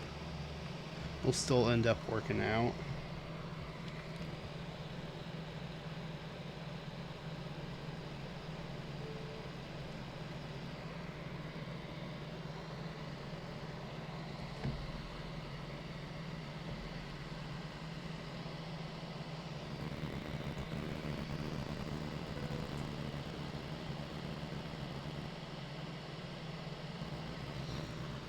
I think if we had a switch that had a slightly better tolerance on the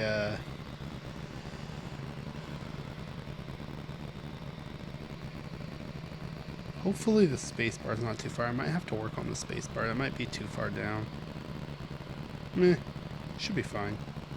Sorry, got distracted. Theoretically, as long as the if the switches with the switches we were using had a better tolerance on the extra 2 pins, this might be a little easier. I think NK creams are kind of small on those pins. That's part of the reason I think we're having this issue. But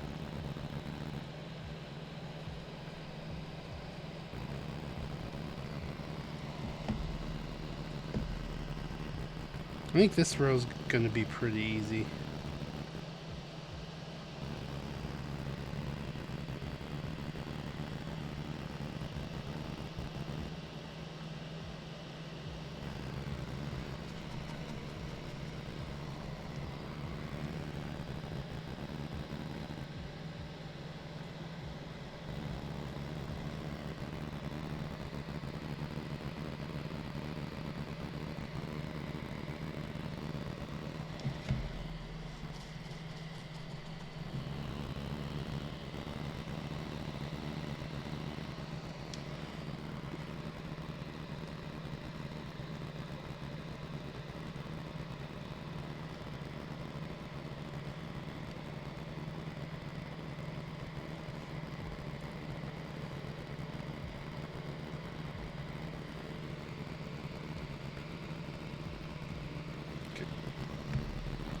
Cool.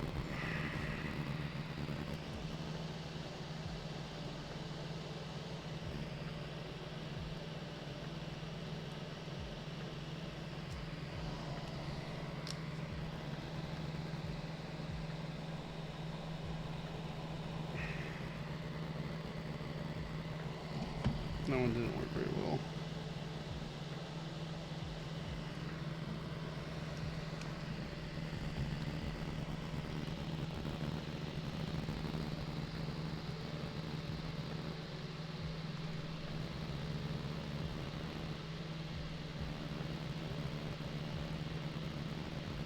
There we go. Letting go a little too soon.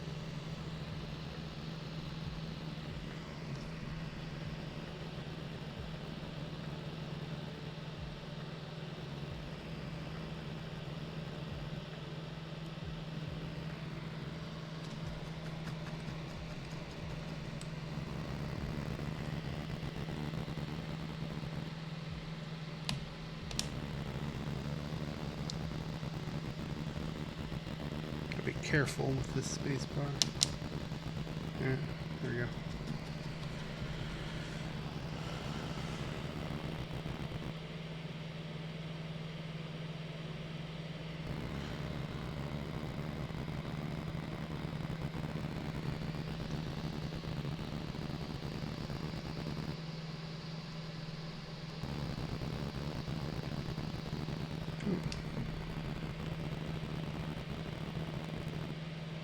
I think I found the right technique for pushing the switch pins all the way down, or the switches all the way down. I just hope the other ones are down far enough that they're not too uneven. Should be fine. They're looking pretty even. There's a few that look a little short that I might have to go back and fix, but we'll look at that later.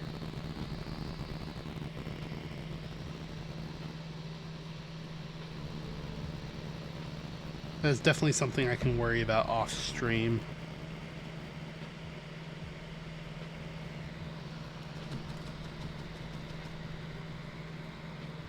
As long as the board looks good from the top, this is the only one I can see that might pose an issue. That one's kind of low. The rest are looking pretty even.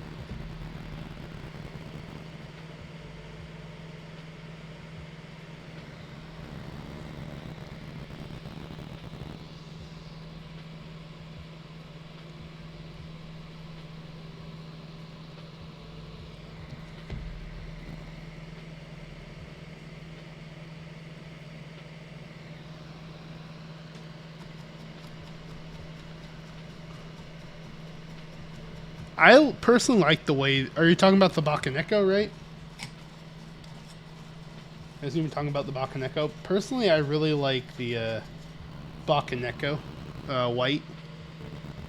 The way the white looks on the Bakaneko is really good. The gray's not bad, but I think their white one looks really good. Personally. A lot of it comes down to what you prefer, though. And what keycaps you want to put on it.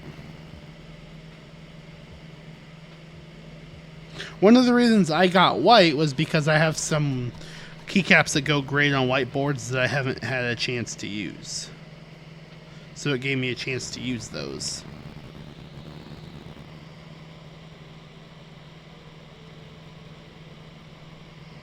So that is one of the reasons I did get the white one.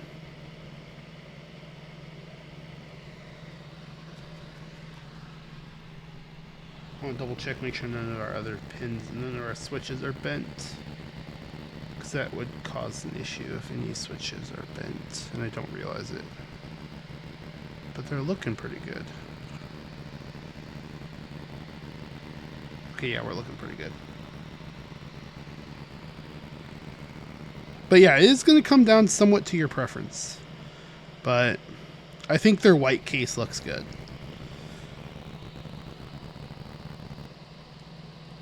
Between the two, I think the white one looks best. Their purple color, though, is really, really good. If I didn't have so many purple boards, I would have got that one. Ooh. The other solder joint was still a little warm.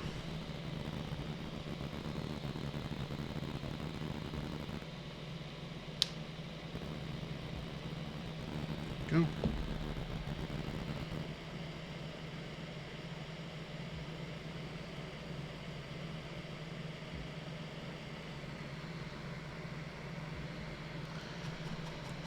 We should go right to left so I don't have to worry about that.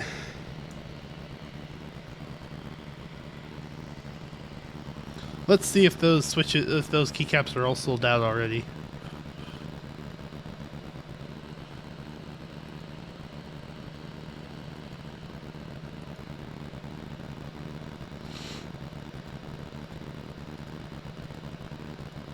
Yep, they all sold out. Oh, there were 7 GMK Sandstorm too. Yep, they all sold out already. So people did buy them at 300.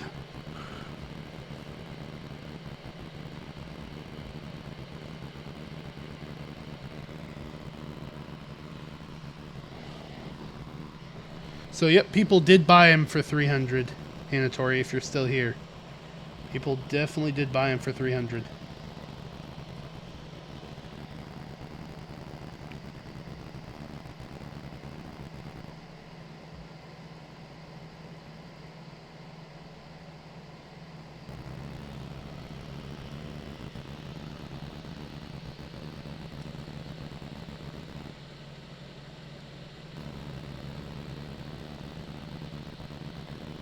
Right around the controller there, so I want to be careful. I don't want to get the mess with the solder on the controller over there. Some of the components on there were a little tight on that switch.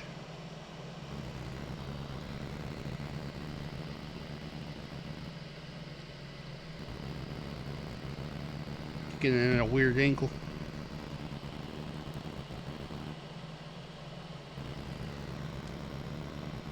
Yeah, this is going well. This is going much better than I thought. Thought I was going to struggle on this a little bit, but we're doing great. This is definitely the first time I've had to do one pin reflow and then push the switch through. So, definitely an experience for me.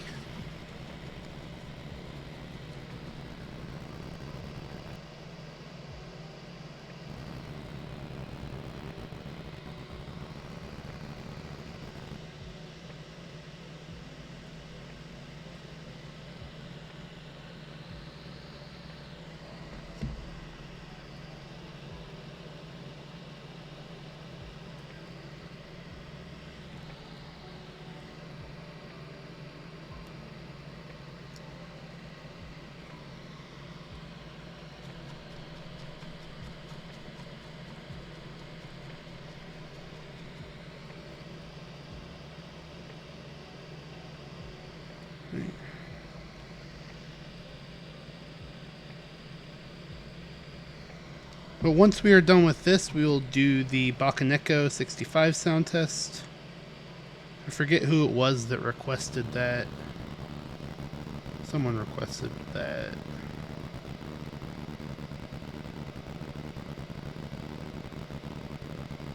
Raz. It was Raz that requested it.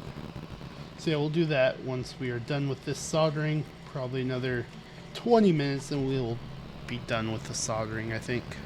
Maybe a little sooner.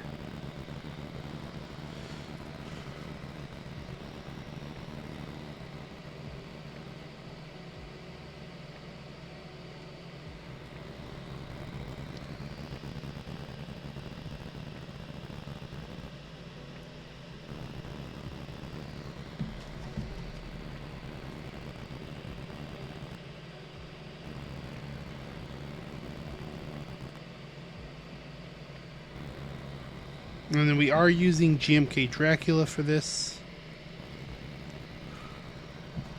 That is what won in the vote videos, so that's what we're going to be using.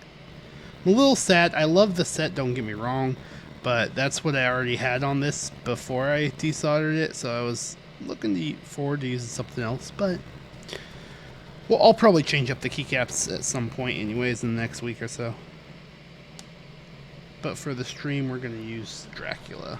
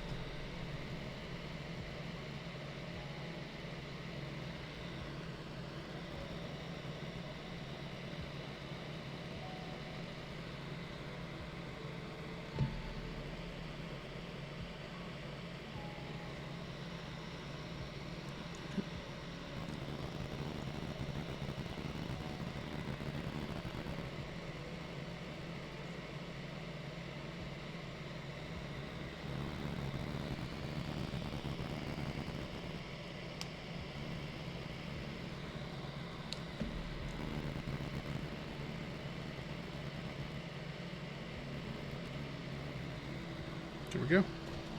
Alright. What's up, Mr. Suit? How's it going? How you doing?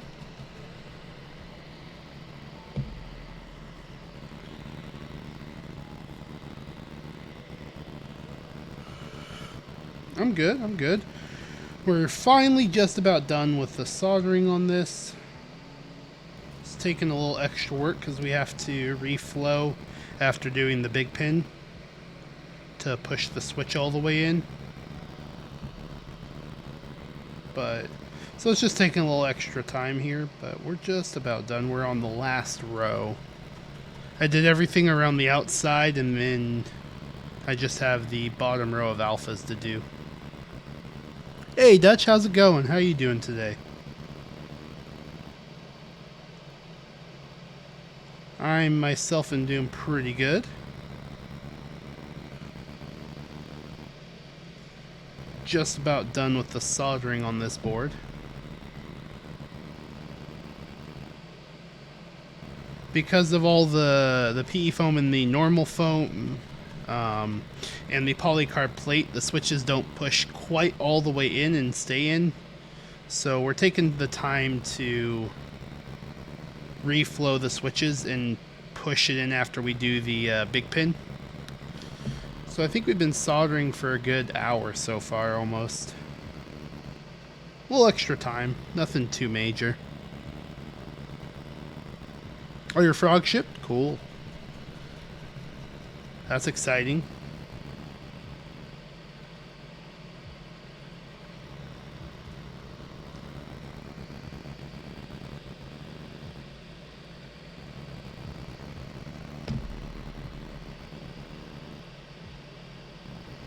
Yeah, just takes a little extra time to get the switches seated evenly, but it's not the biggest deal in the world. Not the biggest deal in the world.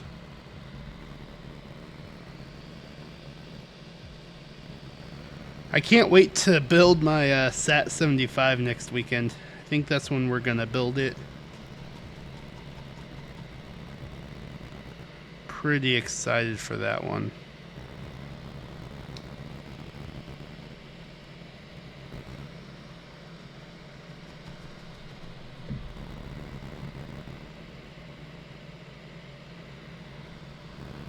I got a FR4 half plate from Hype Keyboards, so we'll probably be doing the build with that because I'm really excited. It'll be my first half plate. I've never used a half plate before, so that's going to be fun. You have to redo the Holy mod on your suit spacebar because the band-aid wasn't tight enough on it. Ah, that sucks. I typically don't do the Holy mod just because of things like that.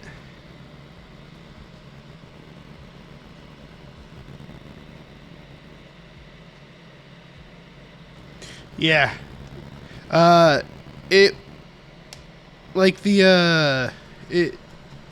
really wanted a half plate for, really want to try and get a half plate for, a Jelly Epoch. I think that would be really fun. But, because it does have good flex on the PCB.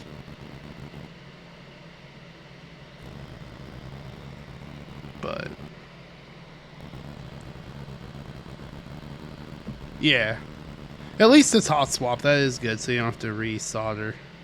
That's the annoying thing about having to do anything with the stabs. If it's a solder PCB, you have to desolder and resolder it.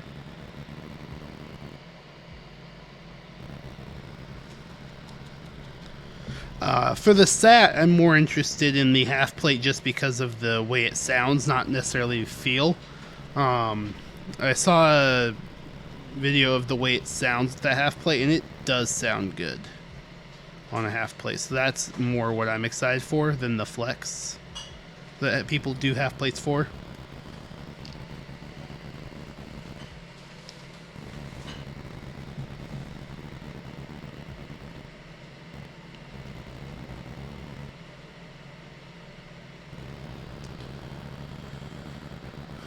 What switches should you use for FR4? Half creams or alpacas? Creams or alpacas?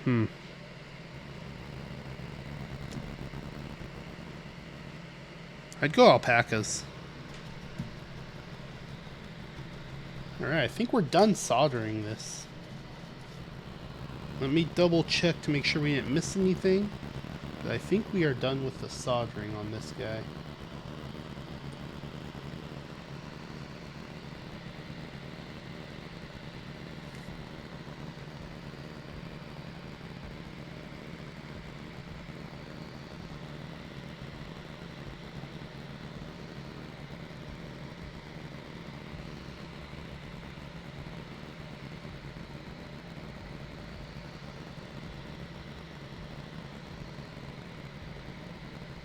Yep, perfect. Hey Ed, how's it going? Welcome to the stream. How you doing? We just finished the soldering on this bad boy.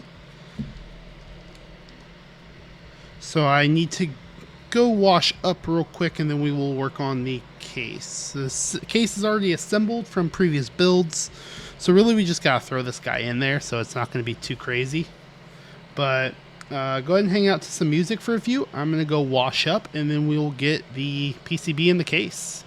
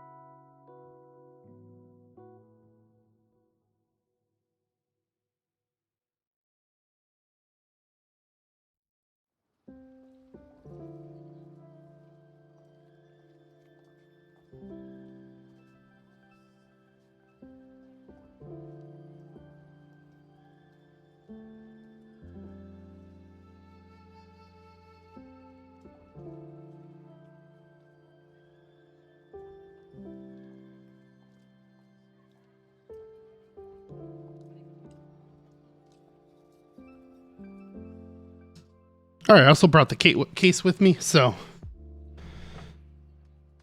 we are back with the case and we can get this taken apart.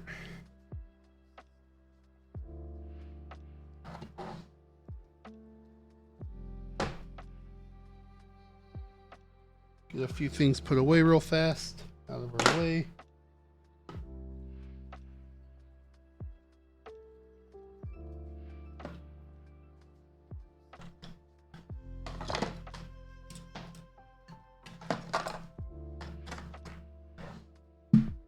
All right.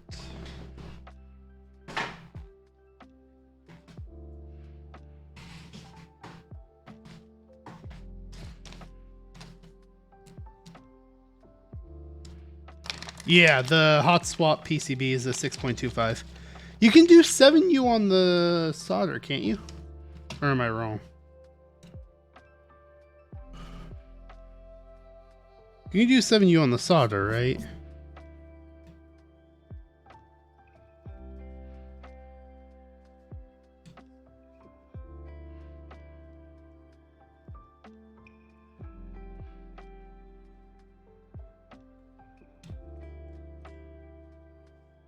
I haven't built my solder one yet, so I'm not 100% sure if you can.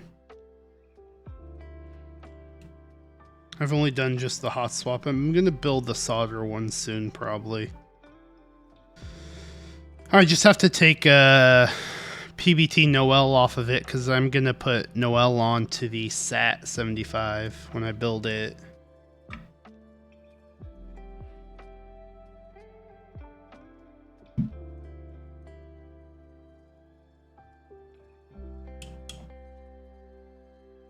Take out the weight screws.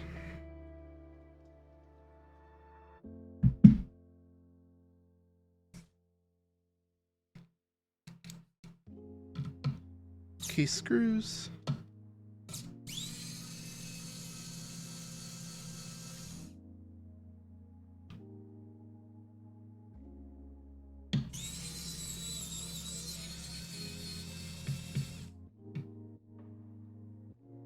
No idea. If anyone else knows, put it in chat, but I honestly don't know because I'm not I'm not a big fan of breaking in switches. So I really don't know how long people break switches in for.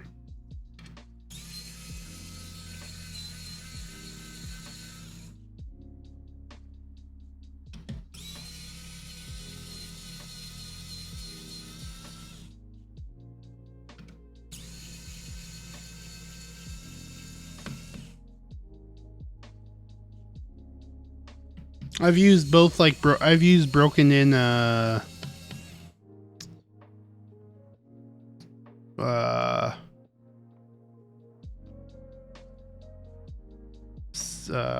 whole,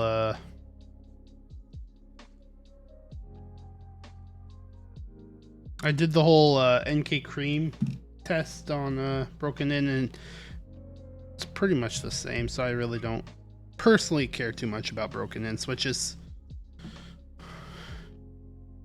I don't have an Icky yet. I'm part of the Icky 65 group buy for the Dreamscape.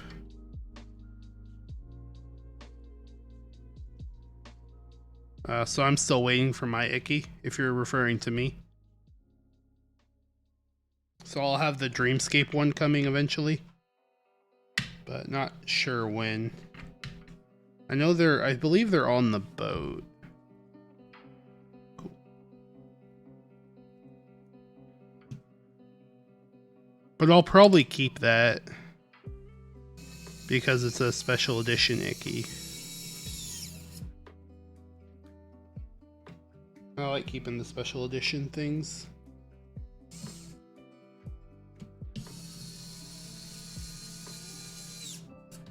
Let's make sure everything's kosher. Things looking good. I want to do one more quick double check on our bottom row.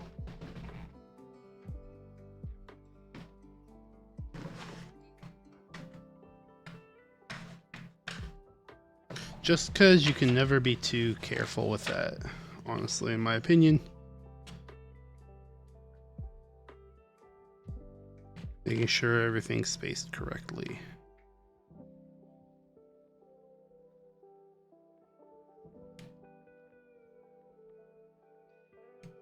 Cool. We're good to go. Excellent.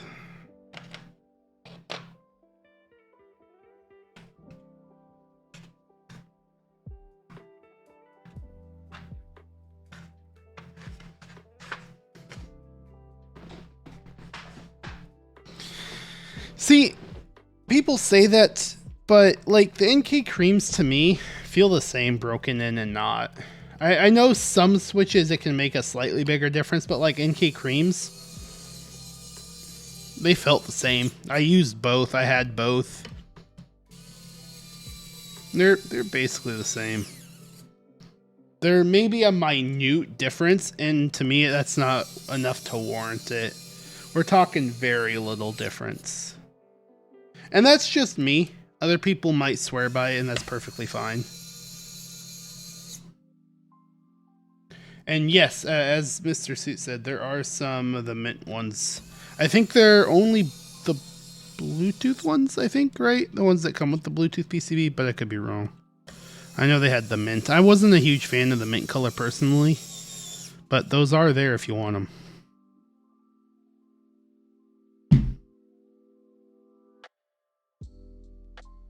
Alright, now let's get the weight on. Ooh, actually, I forgot one thing, didn't I? Unfortunately.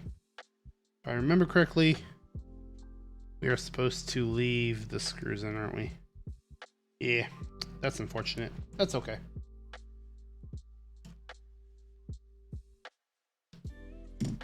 It's not a big deal. We'll just pop these screws off real quick again. I forget that you're supposed to leave those screws in. Yeah, go for it. Yeah, just link them to Canon keys. Go for it. There's no issues putting like, I have no issues with people putting like links from keyboard vendors and stuff like that in chat. There's no issues with that.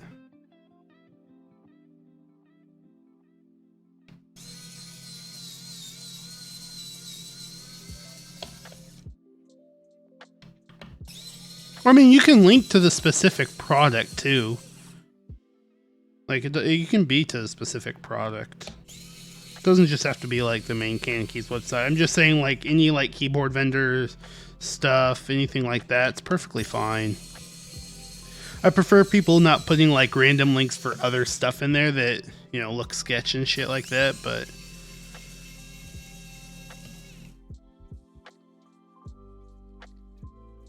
all right.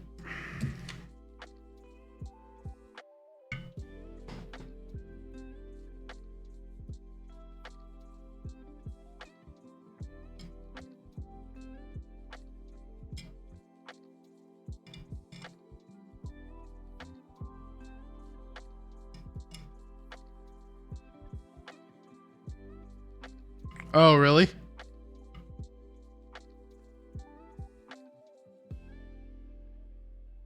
Oh. Interesting.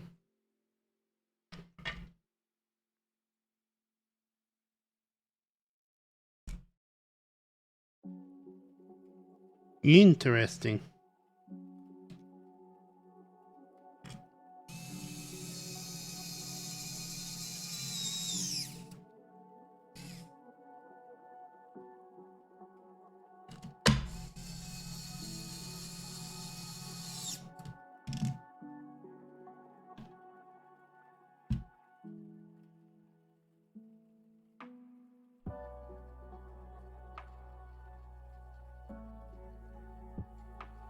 Okay.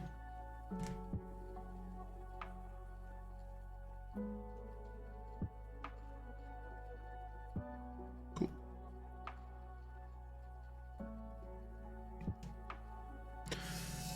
You can probably find them on Mech Market for not too horribly priced either. As long as you don't go for the Mizu one. I think they're not. I think they're relatively priced aftermarket as long as it's not the Mizu version. That one goes for a little more. All right, thanks for stopping by, owner of Mr. Suit. I appreciate you hanging out. We're just about done here anyways. We're going to be getting the keycaps on here in a few, after we get the case put back together and the weight on. Weight takes a hot second to get on because it's just a issue with lining it up, but nothing complicated, just getting it lined up right. There we go. And we got this guy we got to use to get in there.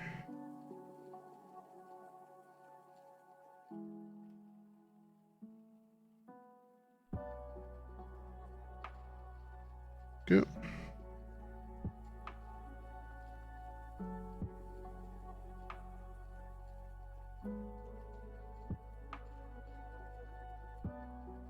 Go. That one.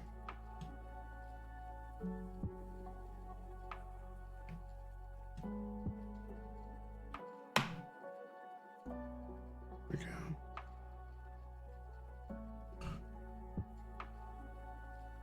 Perfecto. And last one.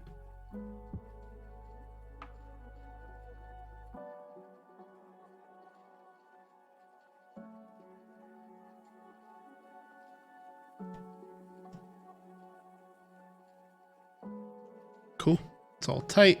Good to go. All on there. Perfect. Awesome.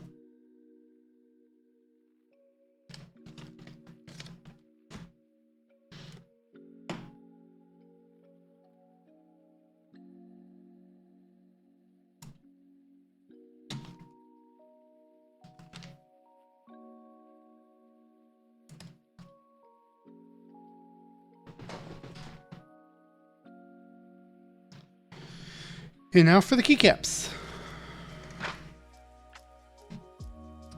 And like I said, we're using GMK Dracula for this.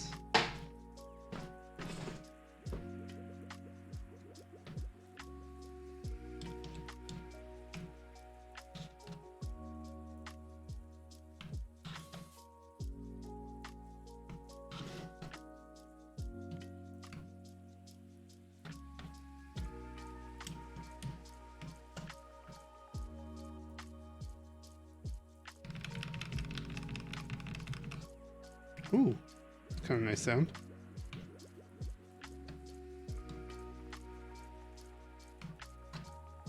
Change keyboards. What keyboard do you want me to change to?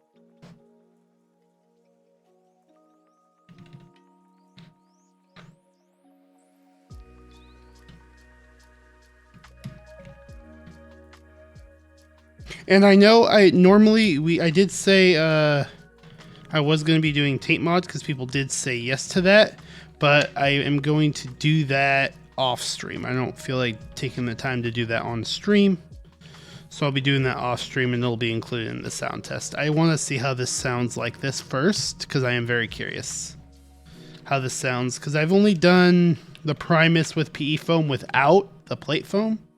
I'm very curious to see how it sounds with the plate foam. All right.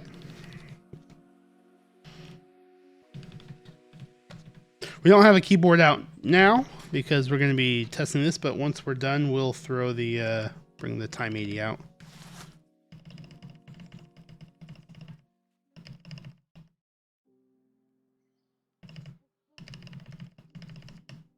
I will say I like the Owlstabs so far. Those are sounding pretty good, and we did lightly lube them, so those sound really easy to get good.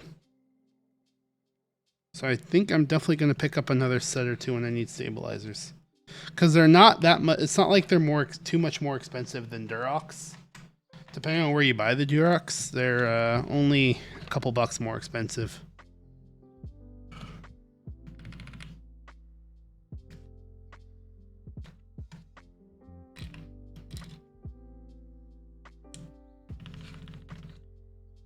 Yeah, we're going to do a sound test of this once we get the keycaps on.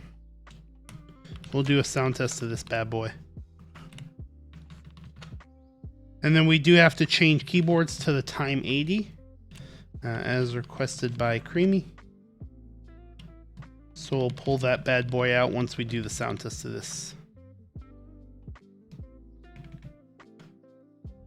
Do I have any of the Canon keys, keycaps? Yes, I have the nice PBT Noel.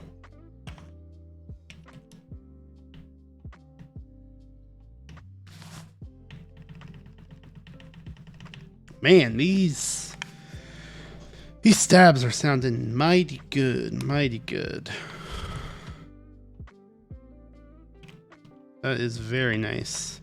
Definitely going to pick up more Owlstabs, since they're only 20 bucks for a set, which is, for the most part, what you buy Durox at anyways.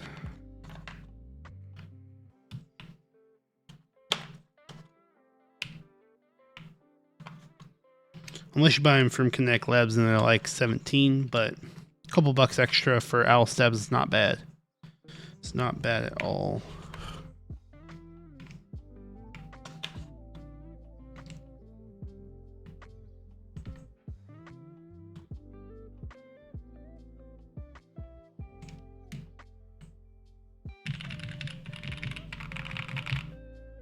This is, yeah, this is one of my favorite key sets, honestly. Especially on this board, it looks super good. You're good. I got what you meant. I got what you meant. You're good. I got you. Yes, Dracula looks super good. I was super excited when I was able to get this.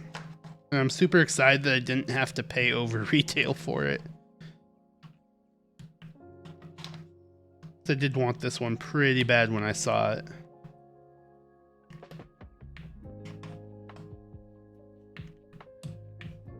Alright, now I believe we did home, delete, or is it delete home? I think it's delete. Whoops.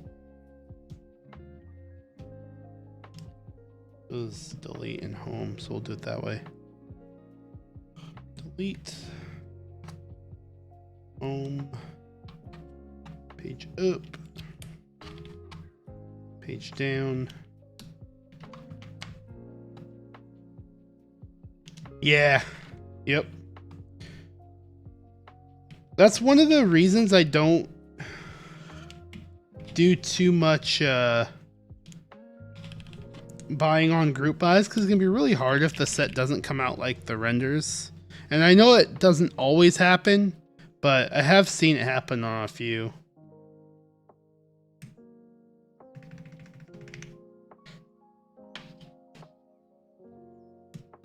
Alright, we're going to see how the spacebar sounds. All the other stabs are sounding good. I'm nervous about the spacebar, but we will try it and see.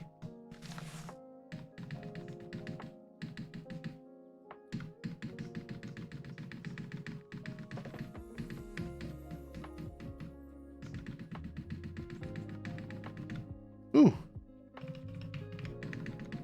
Think it sounds good. Think it sounds good. Don't have to do much tuning, if any at all. Might tune it off stream a little bit. We'll see how it goes when I'm using it. But yeah, I'm really liking these Owlstabs, not gonna lie.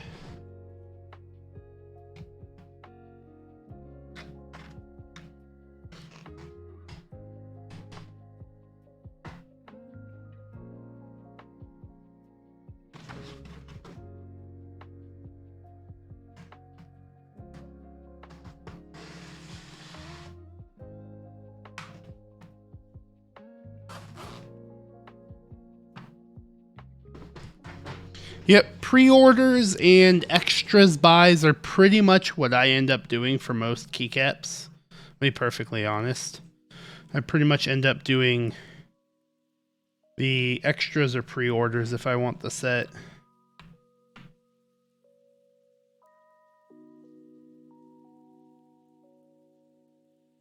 Let's open up VIA.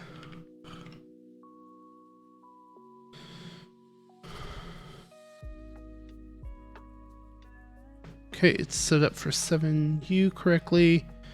We have Control Alt. This is set for window. Okay, cool.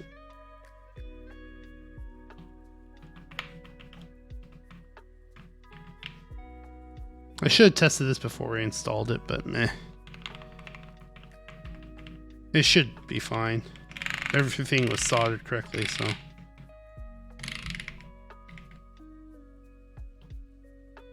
Yeah, see. Perfectly good.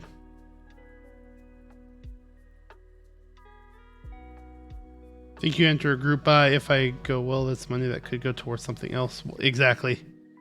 Exactly. And pre-orders are usually not too bad either. Oh, nice. So I really want to buy a Mode 65. I know someone that could would sell me one at a really good deal. But I'm like, I just bought a SAT75, so I don't know if I need to buy a Mode 65 as well right now. It's tough. It is tough. All right, let's do a sound test while we're here. Oh, I'm sure it would be. I'm sure it would be. I love the way the mode looks, and I've heard it sounds amazing. Yeah, I would get it with the silicone bottom piece for stack mount, 2 plates, 2 PCBs,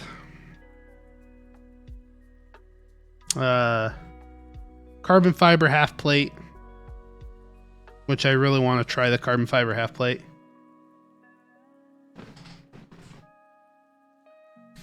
I can get it for like 300 with all that. So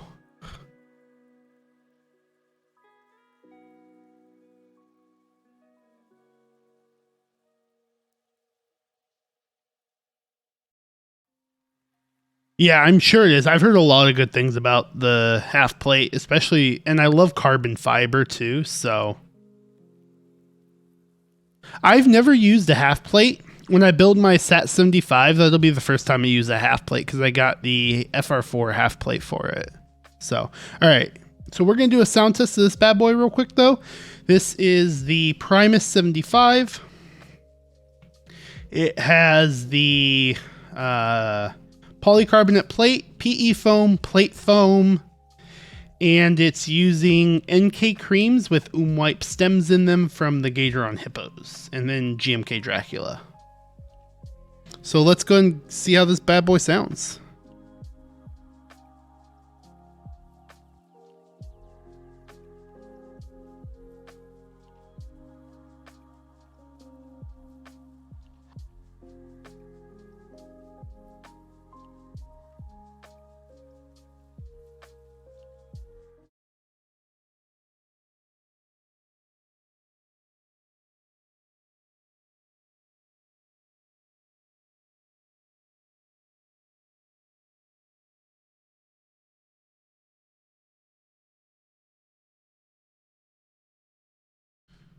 All right, so I do have all the noise gate removed, so you're going to hear a little background noise, but that's going to give you the best hearing experience. So, all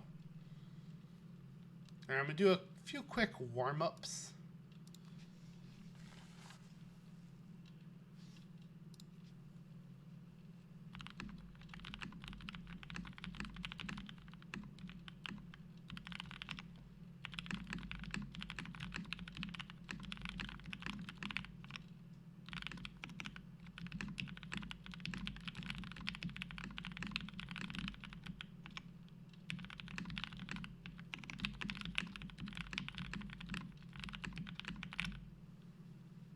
All right, we'll do a long 1 minute guide now. Roll up the sleeves.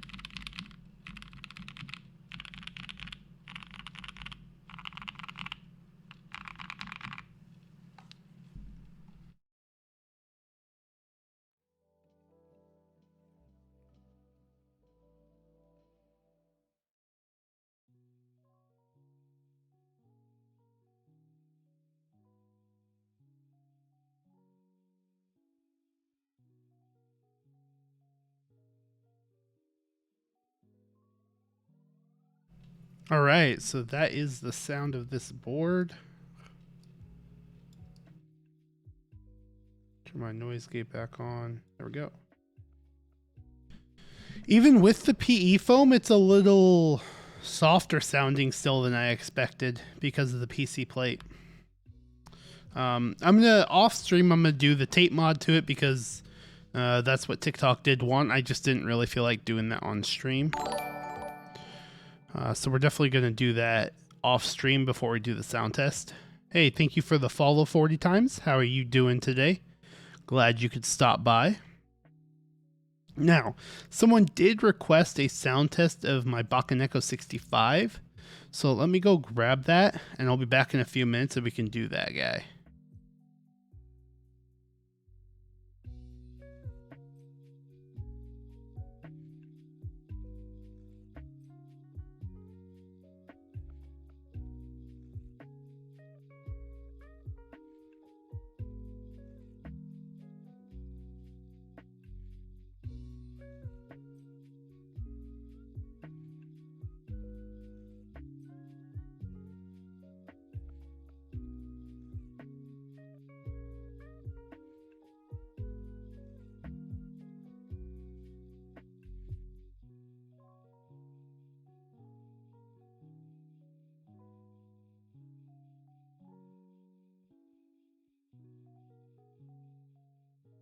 All right, I'm back. So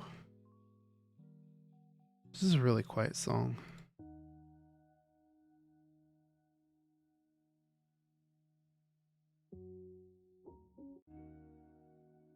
That was really quiet too, jeez. All right. So let's move this guy aside and we'll pull out the Primus75.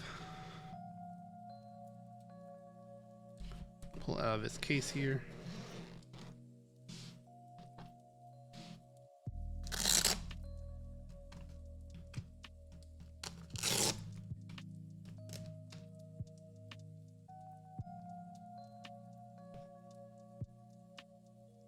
There we go.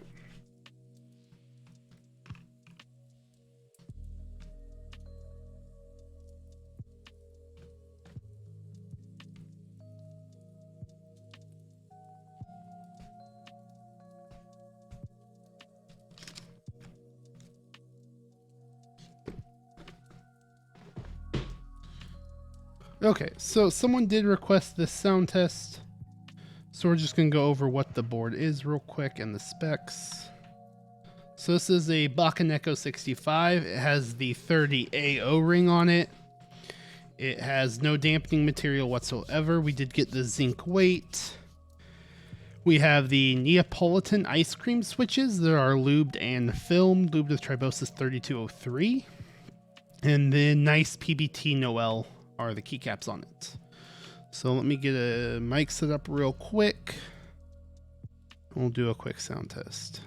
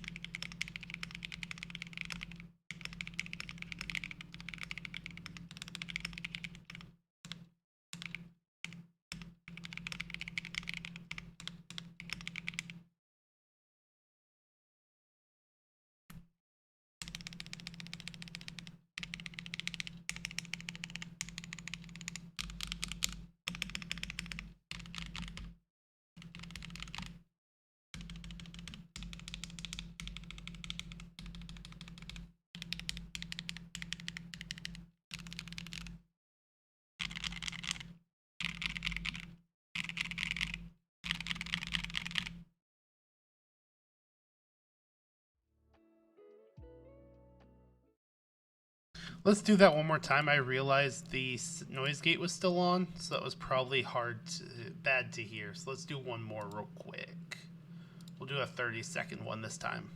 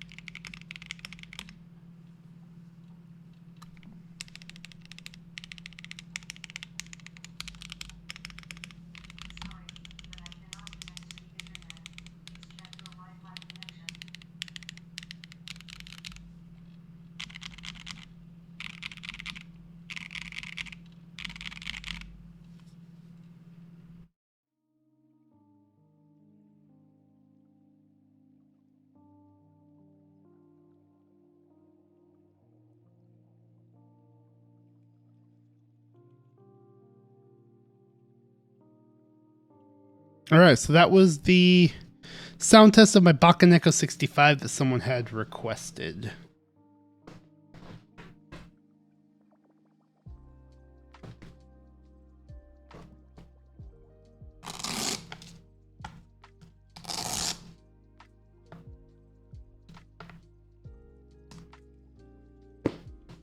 Let me get this put away real fast.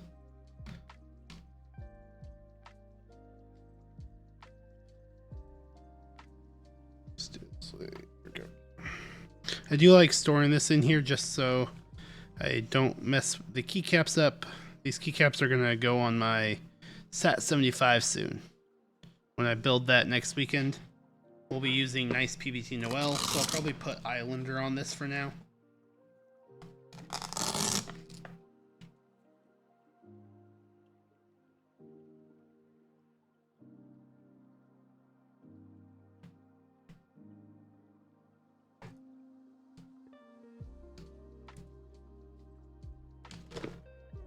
I'll probably, when we put take Noel off to put on the SAT, I'll probably just take that apart since it is the hot swap PCB, and we'll probably end up building the solder one soon. Not sure when. We'll see.